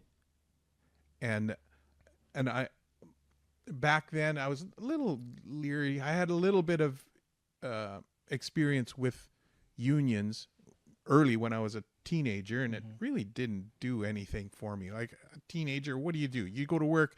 Why are they taking money out? I've never picketed. Like, I just want to work, right? But over the years, I've realized, you know what? There was a point in our country's history that a union was extremely valuable because the companies were abusing their customer, not customers, their employees. And they were very valuable. And I've seen over the years that has crested a while ago, and the unions are on their down low. And I there are places where unions are important, but that's only because the owners of the companies are unprofessional. Like, Well, they're- you got to be careful. I would say, okay, like where unions are very strong are in the ports. Okay. Yes. And they Yes. just finished really trying to enforce high wages on their truck drivers, and Yes. that's a huge controversy. When I was at APNA Truck Show, I Yeah. talked to a lot of drivers there, and they're worried that some of the pressure that these unions are putting on, they're going to the drivers are actually going to lose their jobs because of it, and so it's a hot topic. the drivers will lose their jobs because of the. There's turnover, like not turnover. What do they call that? Where they say, okay, only unions can pull containers Right. out Yeah. of there. Yeah. Or a certain amount have to be Yeah. unionized. They have to be paid in a certain dollar figure and stuff Yeah. like this. But companies are doing it on contract. And Yeah. contract, how can you guarantee if somebody gets $40 or $30 or whatever it is an hour Yeah. when they're getting paid piecework? Yeah. You Like, can't mix the two. It's very nebulous. You can Yeah. run these numbers one way and say, "Oh, look, they're getting way more than that," or these numbers there. Yeah. You can make Yeah. it look at it. It's an area of contention. If it's too much of a contention, then they'll say, "Okay, all those companies over there, they can't haul the containers anymore, and they'll bring in other ones." So Yeah. they lose their jobs. Yeah. See, but for me, is the unions, what they're doing there is really not what the very original setup for a union. What was it for? To protect To protect the employee. employee. Okay. from Well, abuse. abuse. Yeah. It's not abuse anymore. It's Now not. they're trying to. They're trying trying to to force buy the rates. driver. Yeah, They're they're trying to buy force rates Yeah. into a market that they don't have any control over. No, and that's where I see the unions are stepping out of what their original Yeah. plan was, and that's why I don't think that they're actually interfering with free commerce. They're trying to say, trying okay, yeah, and They I won't be don't successful, I but- don't think so either. I don't think so either. But the DEI thing, okay, that I see as a form of what slightly replacing the Work of a union. work of a union. Just, you know what, you instead of saying this, you have to take care of our workers. Well, you have to consider these workers. Yeah. Just they're just Above building other people. Or Yeah, whatever. you're I see. trying to build Point there. build a business platform, and they've got to make money too. So if you can build a business platform on a naive worker or a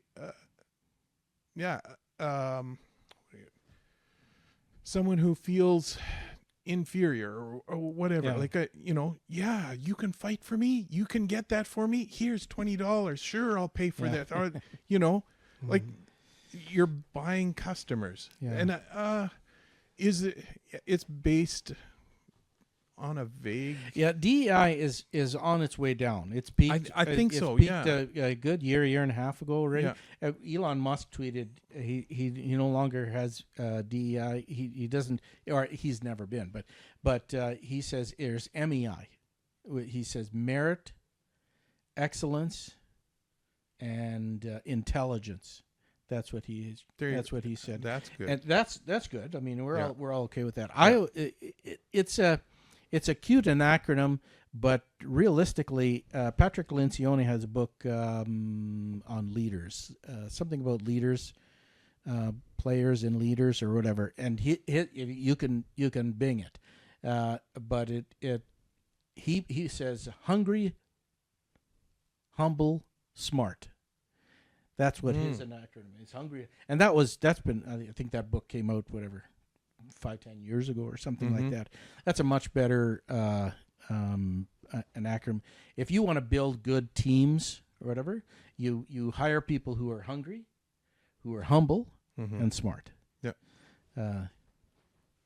And that's cool. So this DEI is actually reverse of that. You don't values or whatever. You want to get ahead, you be hungry, humble, smart, or merit, excellence, and intelligence. Same thing. Same thing. Yep. But anyway, that's boy, we've had the full gambit of conversation here today. I like talking. It's been a while. It's been almost a month since we've talked. Yeah. And like, what are you doing this summer? Busy. Busy? Yeah, you had a busy week. You said, eh? Yep. I got a couple huge projects that I'm working for. I just took on one. I'm not going to say what it is, but I just took one on probably about a week or two ago. That's going to take over pretty much the next 18 months, all my spare time. Oh my goodness. So, yeah. What are you doing? I'm not telling you. No more family gatherings. I'll book ahead. Well, no, my work at the business is like, and I know it sounds terrible, but I only work 2 to 5 hours in a day, and so I can put 3 or 4 hours of work into another project, and still be okay. But I have to do it early in the morning because that's when I need to be the sharpest or whatever. But the business that like making your miles count, shouldn't say it runs itself, but I've hired some really good people. Yeah. Probably the biggest problem we have at our firm is and in this very specific order is marriage and pregnancy. That's Sounds like a hair salon. but it is really it. We hire some young German girls. Yeah. Extremely good. I'm very very pleased with what they're good learning curve, excellent. But they're young. Yeah. Number one, which means it's just a matter of time before they get married, and then very quickly after they get pregnant and they're gone. And I wish them all the best. Yeah. But we have turnover more so than most. Yeah. And I've been working on alleviating that whole pressure cycle and turnover. And I have a plan, but it'll probably take almost a year to fully enact it. And that's not the project that I'm taking on. This I can do all on the side. I just delegate several other things and then get the ball rolling, and it slowly moves in that direction. And it's fine, but so that I can do several things at once. But it's it is one of the industries. I interviewed probably about not 200. No, I was. In total, I probably interviewed close to 500 accounting firms across Canada in the last about 6 or 8 months or so, and I've come to the opinion the vast majority of all accounting firms who serve the owner-operator industry are extremely busy with their day-to-day activity and their work, and don't think a year to 5 years down Long term. where they're going to be Yeah. in 5 years from now. They have no interest in it. They don't. They said it's going good now. Why would I want to do anything different? But can you see flat out on your treadmill, and not knowing how long this is going? There's got to be another gear. Yeah. It's just, maybe they're not visionary. What's going to happen? AI is going to make a huge difference in 10 years from now. Yeah. Even in our firm, a lot of what we're doing is going to be completely changed in 10 years from now. And we're navigating right now some extremely exciting changes. We, for instance, we do not use any what they call like good commercial accounting systems like QuickBooks or Sage, Simply, that kind of thing. We got, I think it's like right now it's 90% or very close to 90% of all of our clients are off that system, and we have our own accounting system now. Yeah. And we got to mop up the last little bit, and that'll take the next few months or so. And then because we have our own platform, there's a whole bunch of other things that we're going to be implementing. For instance, reports so clients, for instance, can see what their cents per mile running is on whether it's a trip by trip or a month by month. What's your actual fuel cost? What's your maintenance cost? What's a whole bunch of tracking things that that QuickBooks or Sage they don't do for the trucking industry. Yeah. It's completely so that's why we built what we built, and we're moving everything over, and it takes months to do stuff to change things. Once it's all moved over, and we already have a fair bit of people moved over, and it's working really well, then we can build and report whatever our client wants. If our client wants to see a certain amount of things, well, I want to be notified of this, that, and whatever, sure, we're going to build all it. Automated. Yeah, and not necessarily automated. They can actually see it. Remember years ago, I don't know if maybe this before your time, I had Vital Travel app. I don't know if you remember. You remember it. I don't think it was before your time, where basically you and we still have the program, but it's just written in old language and stuff like this. We're just going to convert it into and put it onto our platform.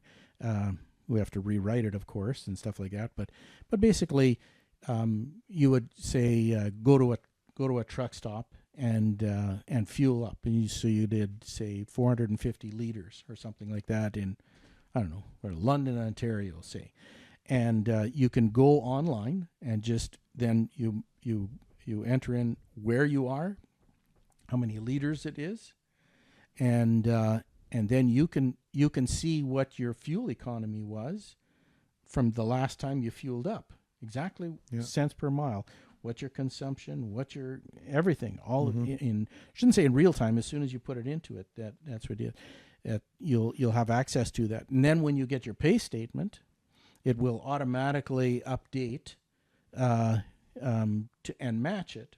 For instance, approximately 2 to 5% of all pay statements out there, they got regular errors in them, and sometimes people double pay for fuel or not pay for fuel or something.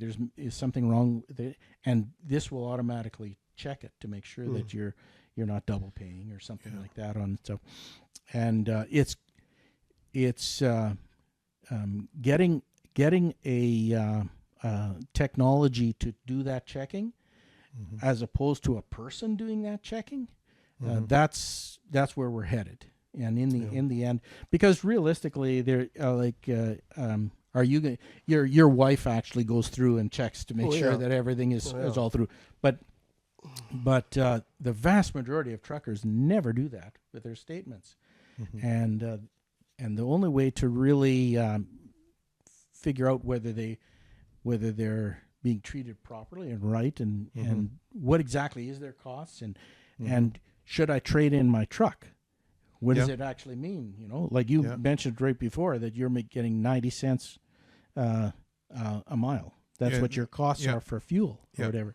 Well, that can vary considerably. Yes. And would you like to know whether you get that same rate when you go to Edmonton versus when you go to Florida? Or all the different figures in there, and it's okay, if you go to Florida, maybe it's only 82 cents or 78 cents. Yeah. Well, then how do you calculate which is a good lane to go, bad lane to go? That's a lot of detailed information. And nobody actually looks through. There's very few, actually 2% or 5% of operators go through it and actually figure that out. Well, this we want to set it up so that a lot of it's going to be done. Shouldn't say automatically. Some of it can be done. It has to be entered in. Like if you go to London and you got 600 liters that you're putting in there, you have to physically put that in there. That you actually did that. Now, if you don't do it, then you get when you get your pay statement, it can put it in there after the fact, but in the end, still, you need that information to figure out, where you're getting the best and the worst and stuff like that. Because there's huge variations. Like if you're in the winter in Canada, your fuel consumption goes up a mile. It your goes cost up like per mile crazy is in the huge. winter. So where do you fuel up? How do you, all of the different? What's your cost? whether you're doing it this Yeah. way. A lot of Yeah. it is very detailed. Yeah, you may be getting volume. a higher rate running around in Canada, Mhm. but it costs you more. Yeah. And how much? Sometimes you're better off running south Mhm. with a cheaper load, but your take home, you have more take home. Yeah, Because but you your have cost- to your- figure this out. Yeah, you have to just- actually get absolutely. It's not a A lot of it's times the truck approximate. driver looks, yeah, this is what I'm getting paid. This is what I'm getting paid. Well, how much did it cost you to get all that money in your pocket? Yeah. Well, yeah.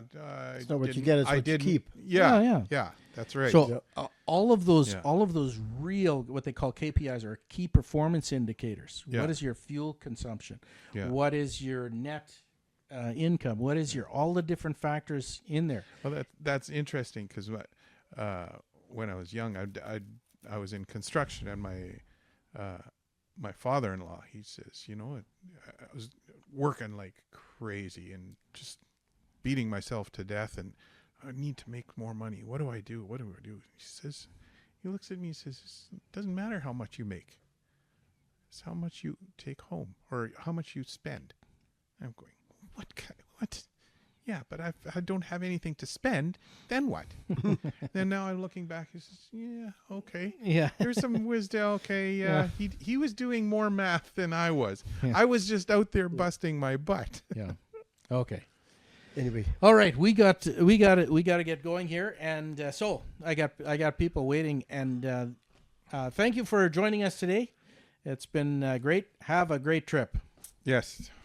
If you want to learn more ways to become a professional independent operator, subscribe to this channel. If you want to support what we do, like, share, and turn on that notification.